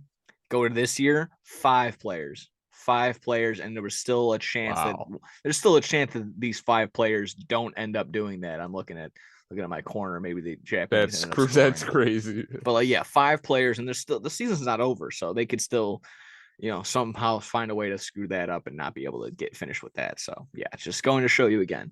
Load management again. We're the bigger, faster, stronger players. We're better than the 90s teams. No, it's a different game, my guy. I wish I game. got load management in my work. Yeah, exactly. Yeah. My hand hurts, Yeah, dude. I gotta take a couple days off. Yeah, I wish I could take that but right now. We're just professional athletes that get paid millions of dollars to play a game for a living. Yeah, exactly. Yeah, it is. It sucks. It is. So that's all I had NBA wise. And like I said, that was basically, somewhat a little bit still Chicago related. Got our boy Jordan involved in the episode. Would you have anything? We love you, Jordan. Sorry, man. Yeah. Sorry. I think he'll bounce back. I'm sure Michael Jordan will bounce back. Knowing him. Ah, geez. Another disappointing face. Wipe the tears from his eyes. Do it. Let's see. Got UFC really quick. We'll bounce through that before we finish off with the wrestling. Unfortunately, just didn't get around to watching it. Had a busy weekend, but I did know that had to make mention at least that UFC 286 main event between Leon Edwards and Usman, yes, was an absolute banger from my understanding. People are calling it fight of the year, and it's only March. So again, when you get that label, when it's that talked about that much, you got to at least make the mention of it. So go ahead. I know no real controversy. It seemed to go Leon Edwards' way by decision, and people seem to be okay with that. So again, only Usman's second loss, if I'm not mistaken, from the same guy. And yeah, wow. So these 2 fights between them, 3 fights, if I'm not mistaken, have been just crazy banger after banger after banger. So if I might have mistaken it. It might be a trilogy, but if it's not, if it's just at least these past two fights between the 2 of them have been phenomenal. So go ahead, take the time to watch that. Did you see anything really at all from it? I did not. Okay. Yeah, honestly, I didn't see too much. I didn't even realize that was going on. Yeah, no, it happened. It happened during the day because they were across the pond. They were in England. They were in Leon Edwards' hometown. That's got to be so cool. You wake up, you're in your own bed, and you get to defend the world heavyweight title in the big. I don't know whatever arena they were in, but probably their hometown. All your mates. You got all your mates there. Fresh tea, fresh fish, crumpets and everything. Stuff. There you go. Last little thing on MMA, like I said, didn't really, like I said, take the time. I'll try and rewatch at least the main event from 286, but if not, I do understand it was an absolute banger. The other last little thing, Anderson Silva being inducted in the UFC Hall of Fame. So I mean, got a tip of the cap. It was just I think I was listening to Rogan and Gillis, and somehow Rogan's podcast, Shane Gillis just happened to be on it, but they were talking about fights and they kind of just going back and forth. They were showing them just some heavy highlights, and they kind of got to talking around about Anderson Silva, not knowing that up until that they was going to be inducted to Hall of Fame, obviously, but kind of got to the point that just after his injury, it may have lost some luster, but there was that time that you can't take away the pure dominance that he displayed for damn near 10-15 years. So obviously well deserved. He was I'm gonna be crushed by actual UFC fans and MMA people that know. So if he was the middleweight or welterweight champion for X amount, he was super dominant. Whatever his weight class was, he was fucking people up. I'll leave it at that. So again, well deserved. Anderson Silva, one of the greatest. Yeah, absolutely, and not that bad hosting that. He was in that one American Ninja Warrior spin-off, fake off. I don't even know. That was a bad spin-off show. Yeah, so that one was pretty fun. Anything on Anderson Silva? No, I mean, I don't have too much more to add on him, but I know that I just know how much of a legend he is to the sport. So I gotta, give him respect. Definitely deserves it. So. Oh yeah, without a doubt. Yeah, and it's just stuff like that. I wish I was more knowledgeable, and it's not like I don't pay attention. It's just I don't have the same I just wasn't the biggest UFC fan. Yeah, all the effort that I would put into MMA, I put it into wrestling, and knowing the fact exactly that knowing RVD and Rob Van, knowing that RVD and Jericho feuds were fucking amazing and stuff like that. Much as people will hate on it, people were watching UFC. I was making sure that Shawn Michaels was winning the WWE championship. Exactly. Yeah, so my memory banks, and if you think of it like a computer storage, mine's all stored up with wrestling. It's kind of hard to put in MMA MMA stuff right now. I would need to delete tons of WrestleMania 3 back. Oh boy, did you know that Cyber Sunday was because of this? You need to clear your cache. Yeah, exactly. Eugene was a developing idea only because so just shit like that. That's a good transition into wrestling, into the wrestling news, and this will basically be the finishing last little touch on here. Let's see. This happened last week, kind of just cleaning house on some stuff that, and if you care about it, if you don't, we probably don't over here. Bella Twins are now the Garcia Twins, no longer with WWE. That changed their whole Twitter handle and everything. Is this going to affect your world or how you view anything at all with the Bella Twins? No, not at all. Okay, just wanted to make sure. They're not going to AEW, so thank God. That needs to end. Anytime that any Goldberg being a free agent now, I've seen a bunch of memes we need to go get I've already said it before. I'm even pro Nia Jax. I don't want to see Nia Jax in AEW. We don't need everyone's scraps and garbage all the time. And everyone talking this shit just WWE's like you said, just their scraps or AEW's taking unless WWE they have a clear-cut perfect storyline for them. I'm all for it, but at that point, it seems like you're just adding people to add people. There's 3 other names that are going to be coming up, and it's Jay White, Kota Ibushi, and Mercedes Moné. We'll worry about those 3 names, other than Goldberg, Nia Jax, and Jesus Christ, the Bella Twins coming up. So yeah, don't need to worry about those. I want to worry about Miro coming back. Yeah, not the Garcia Twins. Yeah, that's kind of. I'll touch upon that in a little bit, but yeah, that was basically. Let's hit them. Oh, this is big for the U.S. It looks like bases might be loaded, or never mind. Two on, nobody out. Mike Trout up, and they're down. Oh boy. Get down. This is big right here. I'm pins and needles over here. I'm sorry about that. That's okay. Yeah. Bella Twins turning to Garcia Twins. If it affects your day, I'm sorry to hear that. SummerSlam going to be coming to Detroit. Nothing really too crazy there. I know they got the big dome and everything, so that just makes me more and more excited. Looks cool. Did you see the logo? Oh, the logo does look pretty cool. Not gonna lie. Yeah, it's got like the.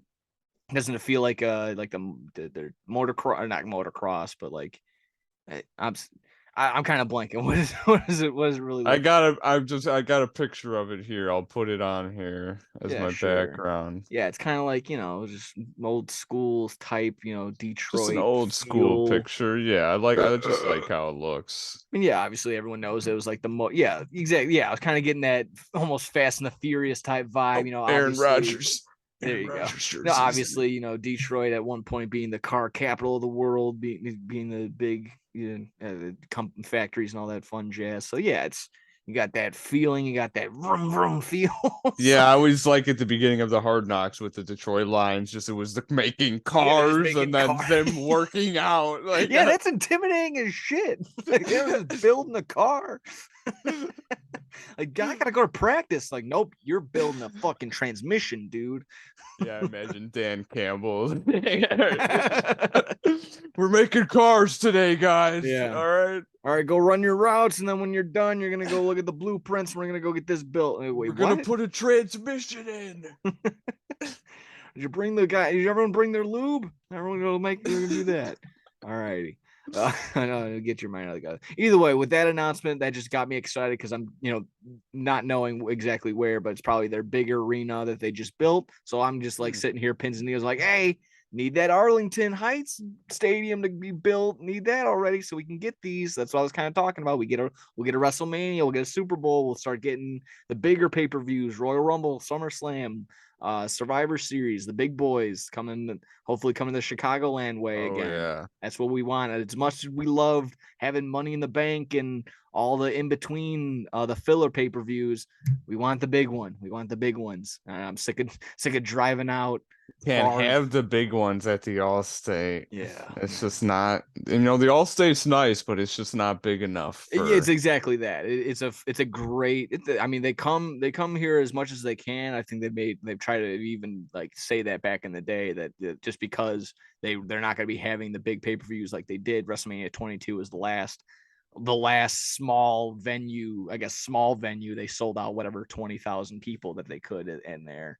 But that was the last not dome stadium. I feel like they could do the United Center, but I don't know if Tony but Khan that's has still that. Not big enough for them to be like when they do like the record or the attendance record, and they've been cracking 60,000, 70,000, only having 35, 40,000 at the UC wouldn't be just cosmetically pleasing for them. Yeah, that's just, they absolutely could, and they could have. Absolutely just crazy. It would sell out, and they could have tons of shows there afterward that would all sell out too, and have all state shows. They could be there for 2-3 weeks and everything would sell out, but they wouldn't do it. They're not going to do it until we get the big stadium. So that's what we want. We want the Arlington Heights Stadium. There you go. Staying on the WWE train, Andy Kaufman was the Hall of Fame inductee announced on, I believe, Ric Flair announced it on their show, the run, the break-in, the run-in, the rundown, whatever they do on their daily Peacock stuff. Hey, I mean, I understand the significance. I understand what he did. Not a lot of others are going to. So again, this reaction of everyone laughing, it's justifiable because when we get this thing, this was a Jerry Lawler idea, him running the program with him. He'll probably end up inducting him. But to sit there and try they started a promotion in, what was it, Tennessee or where did they started? Mid-South, or they ran Memphis. That's where Lawler was basically the guy from all those lower states. Memphis, from listening to Jim Cornette podcast, Memphis territories got away with a lot of random things, and also watching the WWE rivalries / the WWE documentary, the biographies that were just coming up.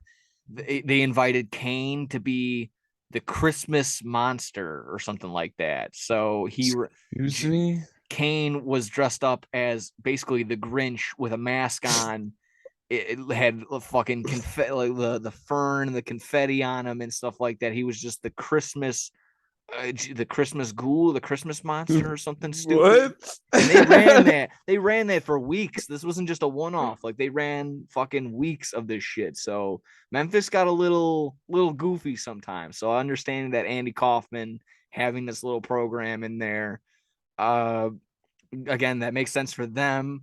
But like, to sit there and be like, oh, he was a big deal. No, it really wasn't. It's really just a flash in the pan. Good for Jim Carrey, who was able to play him in Man on the Moon for all that fun stuff. But in the long run, a guy like me, again, they could acknowledge it and be like, oh, that's cool. I get why it's there. The baseline, Coco Beware's in the Hall of Fame. That's where I drew the line. So at this point, anyone can really get into it. It doesn't really matter. So yeah, if you want to be up in the air, don't know what else to do. I guess if you want to worry about Andy Kaufman being in there, that's fine. There's still millions and millions of others that are probably at this point open up a fan, like a fan Hall of Fame realm world where you could do that. Like, we got the green shirt guy should be in the Hall of Fame at this point or something like that. Yeah, I mean, Drew Carey's in the Hall of Fame. Yeah, Donald Trump's in the WWE Hall of Fame, for Christ's sake. Jesus. Drew Carey had like one moment in the WWE, and he's in the Hall of Fame. So. Pete Rose is in the WWE Hall of Fame. That'll be the only Hall of Fame he's in, just because MLB is stupid. But yeah, we got Pete Rose in there. I mean, going more off of Kane. That's also Kane's big nemesis, Pete Rose. So again, if you want to be, Kane's involved with all these people for some reason. Why? Essentially, yeah. Kane also was involved with Drew Carey. I love that. Yeah, he eliminated him. I love that. If you also watch the video on YouTube, it's Kane. It's like lover boy Kane. All of Kane's girlfriends. He's had like 9 girlfriend storylines over his 20 years. He doesn't talk. He never does anything. Yeah, it's just exactly, Lady Man Kane or something like that. Lady Killer Kane or some stupid shit like that. I don't know. Just go ahead and look it up on YouTube. It's like a 10-minute long thing of they just go through the best of his women storylines. He married Lita. He was like with Tori Wilson. He was with the Katie Vick storyline. So yeah, I'm gonna look that up for sure. Yeah, that's hilarious. That's a good fun one. I love when people make wrestling videos like that. Yeah. Let's see. So yeah, again, if you're up in arms about the Hall of Fame and who goes into it and who does what, maybe you can be in the Hall of Fame one day. Yeah, eventually, that's the goal. I mean, if we're low, exactly, you want the bar to be lower it and lower it and lower it, so eventually a guy like you can get in there or something like that. Exactly, that's what we want. Eventually, they'll just let podcasters in there like myself or some shit. Yeah, like they'll see They'll see our UCW matches, be like, yeah, they should be in the Hall of Fame. There you go. Now I got to plug the UCW stuff. And now that we said that, I'll put that up in the corner. Go watch. Yeah, we're professional wrestlers. If you didn't know, we're professional wrestlers. In case we're kind of not to toot our own horns or anything. We're kind of famous around here. I get free sandwiches at the deli. So there you go. Let's see. Still in the WWE realm.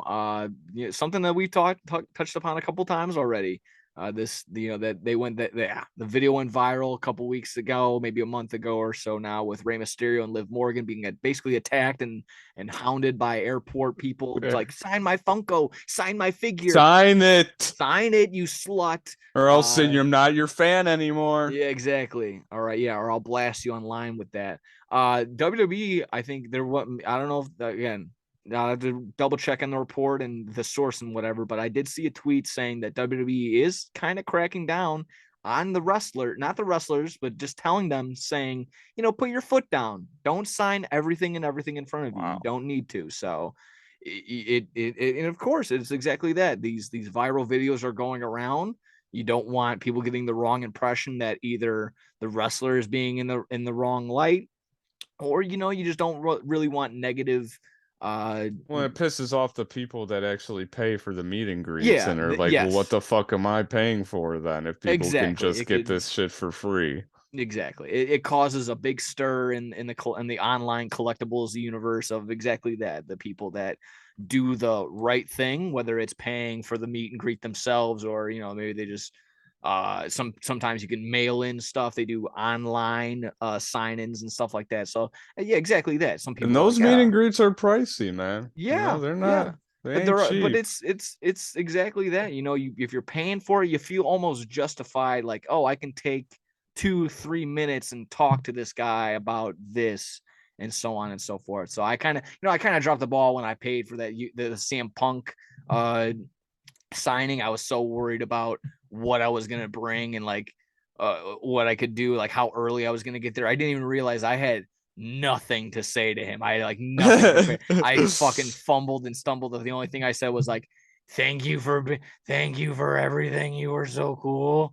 And remember when you did that? And I was like, that was basically me. And I think the last I would thing think about that too, because I always wanted to do like meet and greets like Adam Cole or something. Yeah. But I feel the same way. Like I would get into the front of the line, I would just be like, I love you, Adam Cole, baby. like Adam Cole, baby. Or you just get up to the front, you just make noises, you just sign my controller, sign the picture, thank you, baby. And you just walk away.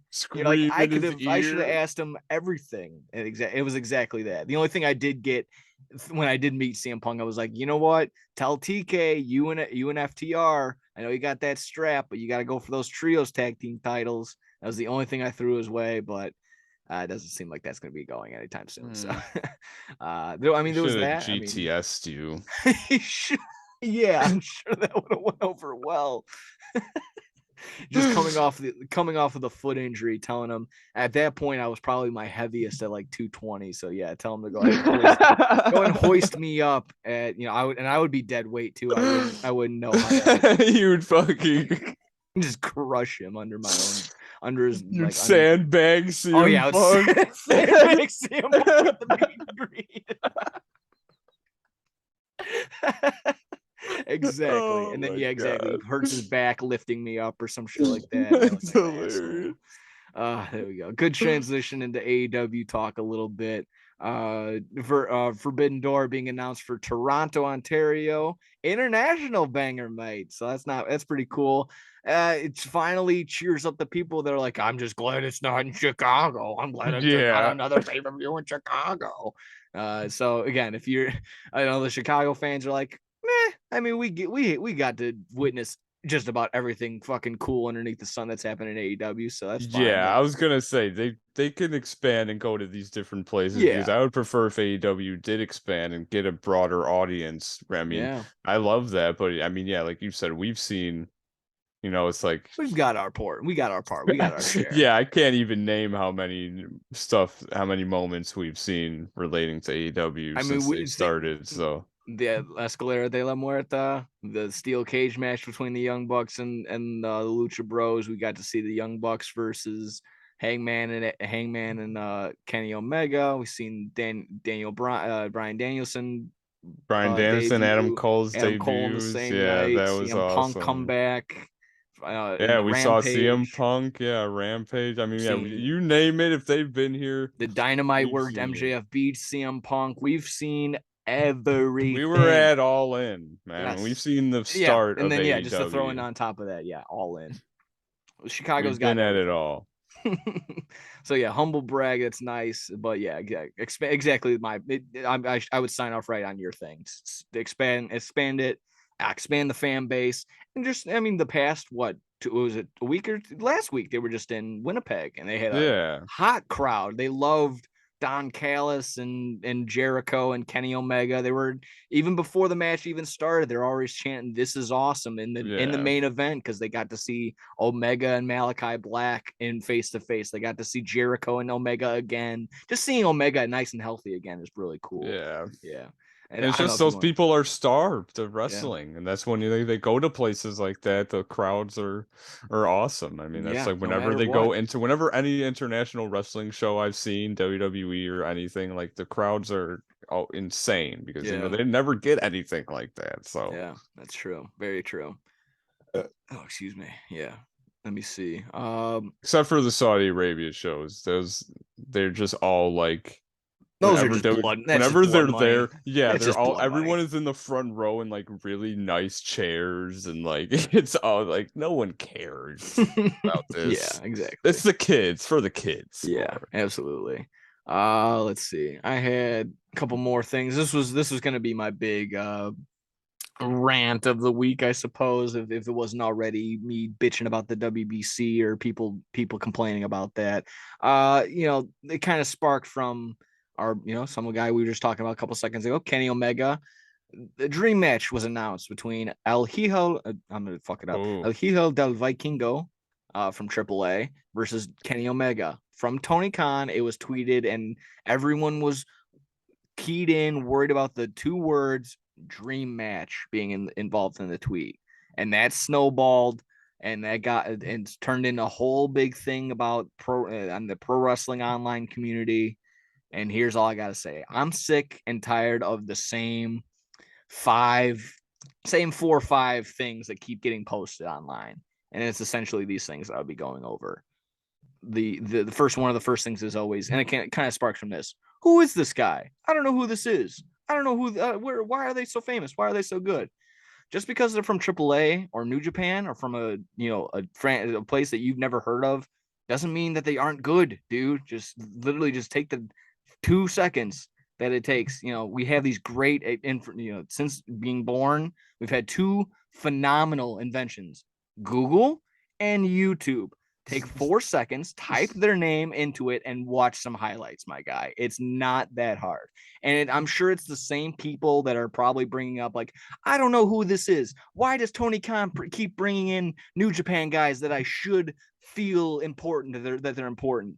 Dude, there's same people that are saying that probably can't name 3 current people on the NXT roster that are worth a shit. So that's really that. In terms of that part, P.S. There's 2 amazing. That was sorry, that was my part. Google and YouTube, that's part of it, and P.P.S. If someone suggests a match or a person to watch, what's the real harm in that? Are you afraid to like somebody that you weren't aware of? Is that the issue? Is it because you didn't discover them? You don't like learning new things? It's not like this person asked you to watch a 90-minute 2-hour-long movie that you'll never get back, or a TV show that's like, no, dude, just get to the 3rd season. That's when it starts getting good. They didn't suggest that to you. They asked you to watch if it's good, if it's worth a shit. They asked you to watch a 15 to 30-minute match that'll be done after that. And then after that, you can decide whether or not you're going to continue watching this guy or not. It really isn't as simple as that. So I know you can already come to the conclusion like, oh, I don't need to watch Roman Reigns versus John Cena. No, that's going to be a shit show. Yeah, that kind of makes sense. But if you never heard of a guy like El Hijo Vikingo, who was, again, if it's a little biased, but highly ranked on the Dave Meltzer awards, the Wrestling Observer Awards. He was the MVP outside of America. So it's something to consider. Some shit like that. So that's all I really got to say on that point. A couple more. X person isn't on TV. X person isn't being pushed right. And this is something you kind of just alluded to a little while ago with Miro. I can kind of see that. I don't know. There's tons of things that are behind the scenes that we kind of we don't know. Miro has had some personal quarrels or something like that. He doesn't like some creative, not just in WWE, not just in AEW. So it's kind of going to show to me that's not just maybe the company, might be a little bit on him, might be a little bit of an ego thing, but more or less it's both things. Like, they're bitching and moaning like, oh, if it's the argue like, oh, they don't know what to do with Miro. What have they been doing? What is NXT? What has WWE been doing with Roderick Strong the past 8 months? Nothing. Who's Pete Dunne? Pete Dunne was renamed and refurbished for no reason. He's Butch, exactly. So they don't know. They don't exactly when they harp on AEW for they don't know how to use this person right. Your counterpoint isn't using other people correctly either. So there's that. This argument all the time, always unsafe place to work.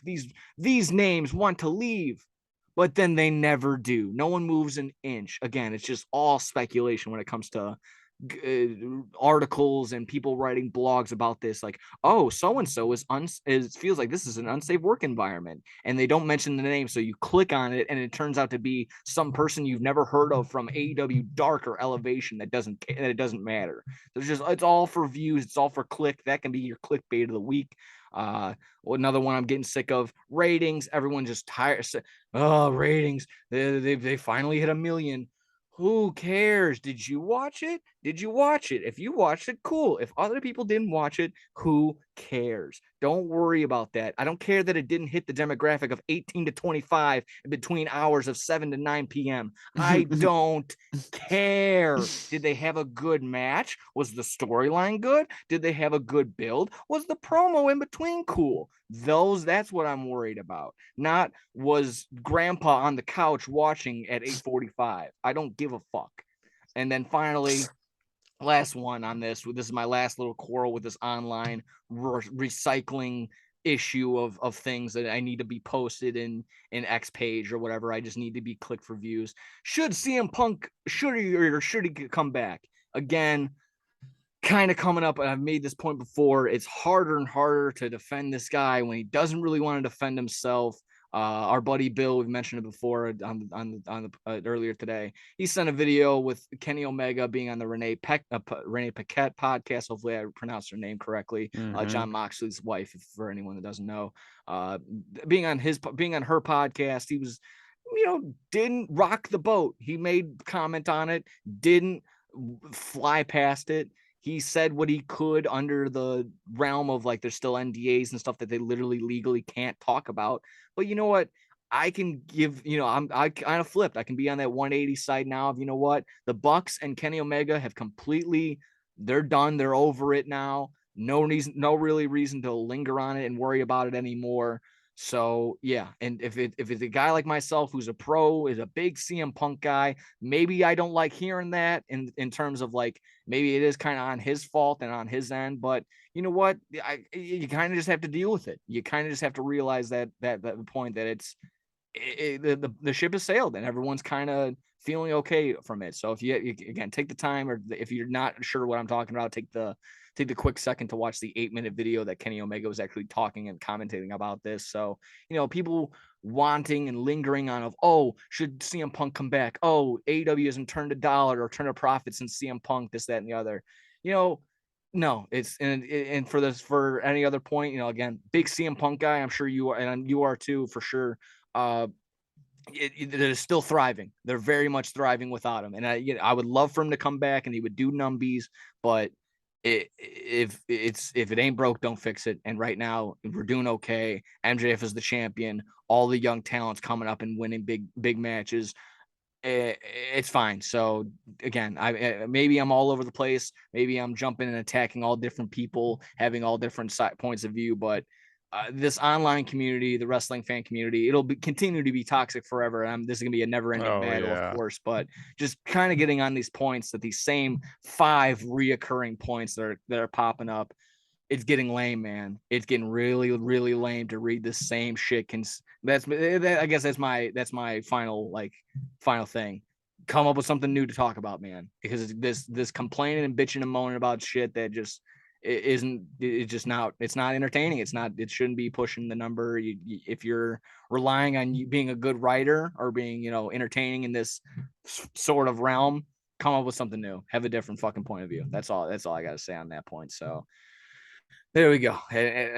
Like I said, I kind of talked for a good minute on that one. Did you have anything to expand upon, or if you're in the same realm, or just something to just tackle home on? Feel free to just let it loose on just WWE, or not WWE, just wrestling trolls in general. What anything to take away from that? Yeah, I mean, there's just always haters, no matter what it is, and this seems like wrestling just has haters that are really bad. But like you said, you just can't pay attention to them. I enjoy AEW, and my friends enjoy AEW, and that's all that matters. That's the people I'm talking to. I don't care what other people online are saying about it. So, if you want to talk shit, if that's how you enjoy your day, like, I mean, it's that's sad for you, but Yeah. I mean, I'm just gonna sit and enjoy it for what it is, and that's how I'm like. I try not to get too invested in social media with that kind of shit because I don't give a fuck what other people are. I really don't. Like, I care about what I think, like you said, and what do my friends think. So, like, that's really like people just hate to hate, and it's just, fuck them. Yeah. People are just haters, man. Yeah, I've kind of fallen in that realm, whether it was just, online boredom or I wake up and I read that was my problem. That was the thing I needed to stop right away. I would literally wake up and within 5-10 minutes, I would be on Facebook or on Twitter having an argument with somebody. That's where I needed to stop. I needed to acknowledge the fact that I could read these and I could read other people's comments, and then I just stop right there. Take in the information, get where other people's point of views are coming from, and you can stop right there. Because I've been guilty of just posting it, and I'm like, oh, that was a good point. I have a really good point, and then the day goes on, and just like no likes or no back and forth on it. It's just like I just commented into the void for no reason, and I made a big fuss over nothing. So at the end of the day, yeah, it's I'll read upon the articles and the opinions, but it is exactly that. I needed to stop commenting and getting into the weeds and the wickets of arguing with these people that I'll simply just never meet in person. So Yeah, no point to get riled up and pissed off about. Yeah.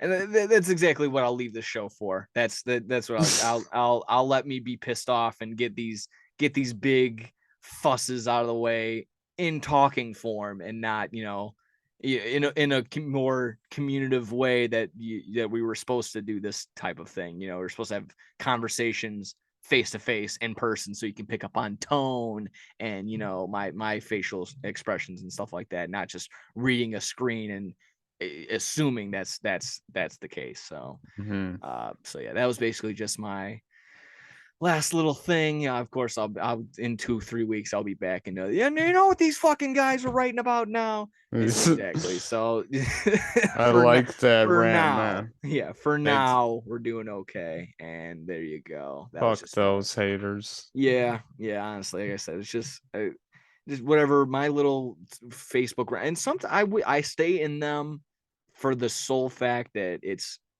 a bunch of other people's opinions, but the 25-30% that is actually good it's the news and like actual positive stuff that someone puts. Like, not all the time it's like, oh, this guy sucks or this storyline sucks. It's sometimes it's actually like, damn, that was a crazy match, like I'm glad they did that. And then people are like, yeah, this was awesome, this was just like this, and like, oh yeah, that was just like this, and I love this. And that's when it's positive, and that's when I like it. But when it's exactly it's the 75%, the 80% that I just horseshit and garbage that I just like toxic and I just can't deal with anymore. It's just that's where I'm at right now. Let's see. We can talk about this if we like, but I mean, we also have another week until WrestleMania, so I mean, figure we might just quickly talk about it really quick. Just the idea that Rhea and Charlotte are going to be the main event of at least one of the nights of WrestleMania. So people are up in arms of what to do with the I almost said Sammy Guevara, but Sami Zayn, Kevin Owens versus the Uso storyline. I think they're kind of dropping the ball, not just on that storyline, but on just a lot of these match configurations. I know Bray Wyatt being injured doesn't help them in a little bit, but I'm sure again we'll preview next week more in depth WrestleMania night 1, night 2 card. But what was your initial reaction to hearing that again? Not going to be the big main event. The big main focus will be this bloodline storyline. It'll be Charlotte versus Rhea Ripley. What are you thinking?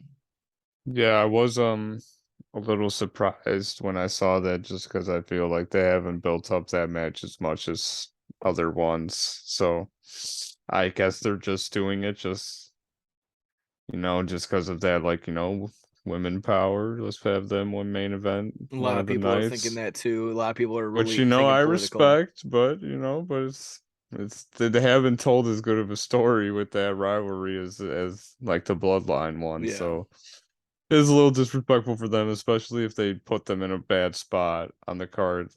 It's just have to see how they work that out. But That's true. Yeah. if they go, Can't go from this bloodline storyline to all right, main event could be Charlotte Flair versus And then their Rhea. tag team match is like the second match or something. Yeah, Like Chris exactly. Jericho always says, like the second match is where you go to die at WrestleMania. Yeah, essentially. So hopefully either they start the show or they're like the match right before the main event or something. Yeah, but that's what that's kind of saying. If they're right before the main event, that could take the wind out of their sails and take all the energy out of all that. They would need another. That's also they would need true, another filler yeah. match in between. They would need another. Maybe they should start with it and get the crowd hot and excited. That right should probably away. be the best. What probably would be their best go. Having them go first and then finish off. Literally finish the weekend off with Roman Reigns versus Cody, and then that'll be some sort of. I do like that story. So yeah, I honestly don't know if Cody's gonna win, which I like. I felt like like he's for sure gonna win, but now I really don't know what they're gonna do. So yeah, it's up in the air. It's definitely up in the air if they're calling the audibles like this. And hey, I'll say this, of course. I think just for the sake of consistency and just of course online, the other thing that's going around is like, oh, this doesn't have storyline. This doesn't have storyline. Like you just said, the bloodline thing is the best storyline going around in the WWE realm. So if that's the be all end all, make that the main event. But I could also see the argument of, Rhea Ripley won the women's Royal Rumble. That needs to have some sort of, still some worth. Exactly. Yeah. That still needs to be acknowledged as like, worth a shit. So I'm fine with it. That makes sense because I'm Cody fine with won the it. Royal Rumble. They can main event one night, and Rhea can main event the other night. Yeah. Both Royal Rumble winners, so that at least gives it some jurisdiction. Yeah, I think so. So I mean, yeah, you tons of things that can be thrown around still, but that was the main like, oh man, what are we doing right now? And a lot of people are kind of in that realm of like, Triple H kind of dropping the ball in this first WrestleMania so far. And of course, there's there's a couple other factors. A couple of factors, of course, like I just mentioned, like Bray Wyatt being injured, from what I understanding, is some that could be an issue. But I mean, I don't know, dude. Like, I mean, Finn Balor versus Edge, that doesn't really tie me in. I'm excited just because it's Hell in a Cell. Oh, it's a Hell in a Cell. Yeah. I didn't know that. Okay, well that's cool. That makes it a little bit cooler. No, if it's a Hell in a Cell, I'm in. But if it's a Hell in a Cell, as long as it's in regular lighting, I don't want red and it's lighting. Not a red. It's not a red. Because we're gonna get Demon Finn Balor. That's what the big illusion is. The big everyone's kind of alluding to. Edge said on Raw, I think he was like, "I want the Demon at WrestleMania." Exactly. So yeah, as long as we don't get some creepy fog-ridden Hell in a Cell, it should be fine. But I mean, they throw together. Like, just give us normal Edge. Yeah, and like I don't need Brood Edge. I don't give a fuck about Brood Edge. Brood Edge was a mid-card tag team. Like the Brood wasn't that great. They barely won tag titles until afterward. Yeah, I mean, there's that. These throw together 4 women and men tag matches that they have. I think they only have. Yeah, dude, that's one thing. I saw that, and it's like so ridiculous how they just throw they're like they have nothing to do with the women, so let's just put them in teams and get as many of them on as possible. And then, and then Becky, Lita, and Trish versus I don't even know the other 3 women that are in that match. Like, why? Who asked? I'm sorry, but who asked for Lita and Trish? I'm sorry. I didn't. They're in their 50s. Let them be with their kids. I mean, just let them do that. I mean, it's kind of a letdown having Becky Lynch in this position. If she's the man, if she's this big draw, let her be in a singles match by herself. I don't know. That's just me. And then I'll be. This will be under the radar, but it'll probably be a great match. Gunther, Sheamus, and Drew McIntyre for the IC title. That'll be awesome. I'm kind of blanking on the other one. Oh, Owens and Sami Zayn versus the Usos. That'll be good. Bianca versus Oh geez, who's beyond? Asuka. Asuka. That ought to be fine. I think they've ran that match to a few times, so they'll put on a pretty solid performance. I'm not the biggest Asuka. I know they had that weird know. transition too. I don't know why she's Hitman Asuka now in the suit and everything, but I don't know what happened. We'll preview all that basically all next week. So yeah, that was basically basically our thoughts and sights and sounds on Rhea and Charlotte Flair as of right now. But of course, next week we'll be doing the big deep dive in when we record. Let me see. When we record next week, it'll be the 28th, and of course, the WrestleMania night 1 and night 2 will be the 1st and the 2nd. So. A lot of time it's already coming up close. Wow. Yeah, coming up. Like I said, check out last week. We had our top 10 moments of all time WrestleMania with some honorable mentions. That was absolutely a blast to go through and do that. So yeah, that was really fun. Yeah. Make sure you check out last week. Make sure you do all that fun stuff. bit.ly/no-sub-bets. Do all that fun jazz. Yeah, you get a risk-free bet up to $500 when you deposit $25 or more. Got to be 21 or older. Got to be in Illinois. 1-800-GAMBLER if you got any problem with that. Let me see. I think that about wraps it up here. We're check please there, guy. Thank you very much. Wrapping it up. No dessert. A little very full today. Very no full. tip either. It was awful. I had to get my own ice. Yeah, that was. Yeah, the waiter didn't show up for like 2 hours. What the fuck? Yeah, this is ridiculous. Either way, great guy, great episode in the books. Episode 11, all done here. Thanks to everyone. Thanks for the call, Troy, checking in on Kentucky. We'll still be hearing from him as the time goes by. Don't worry about that. Thank you everyone for tuning in. Alan, take those notes. Make sure you like, subscribe, share us around and everything, all that fun jazz. Thank you and everybody for that. Take care of yourself and each other. We'll see you next week. Woo! So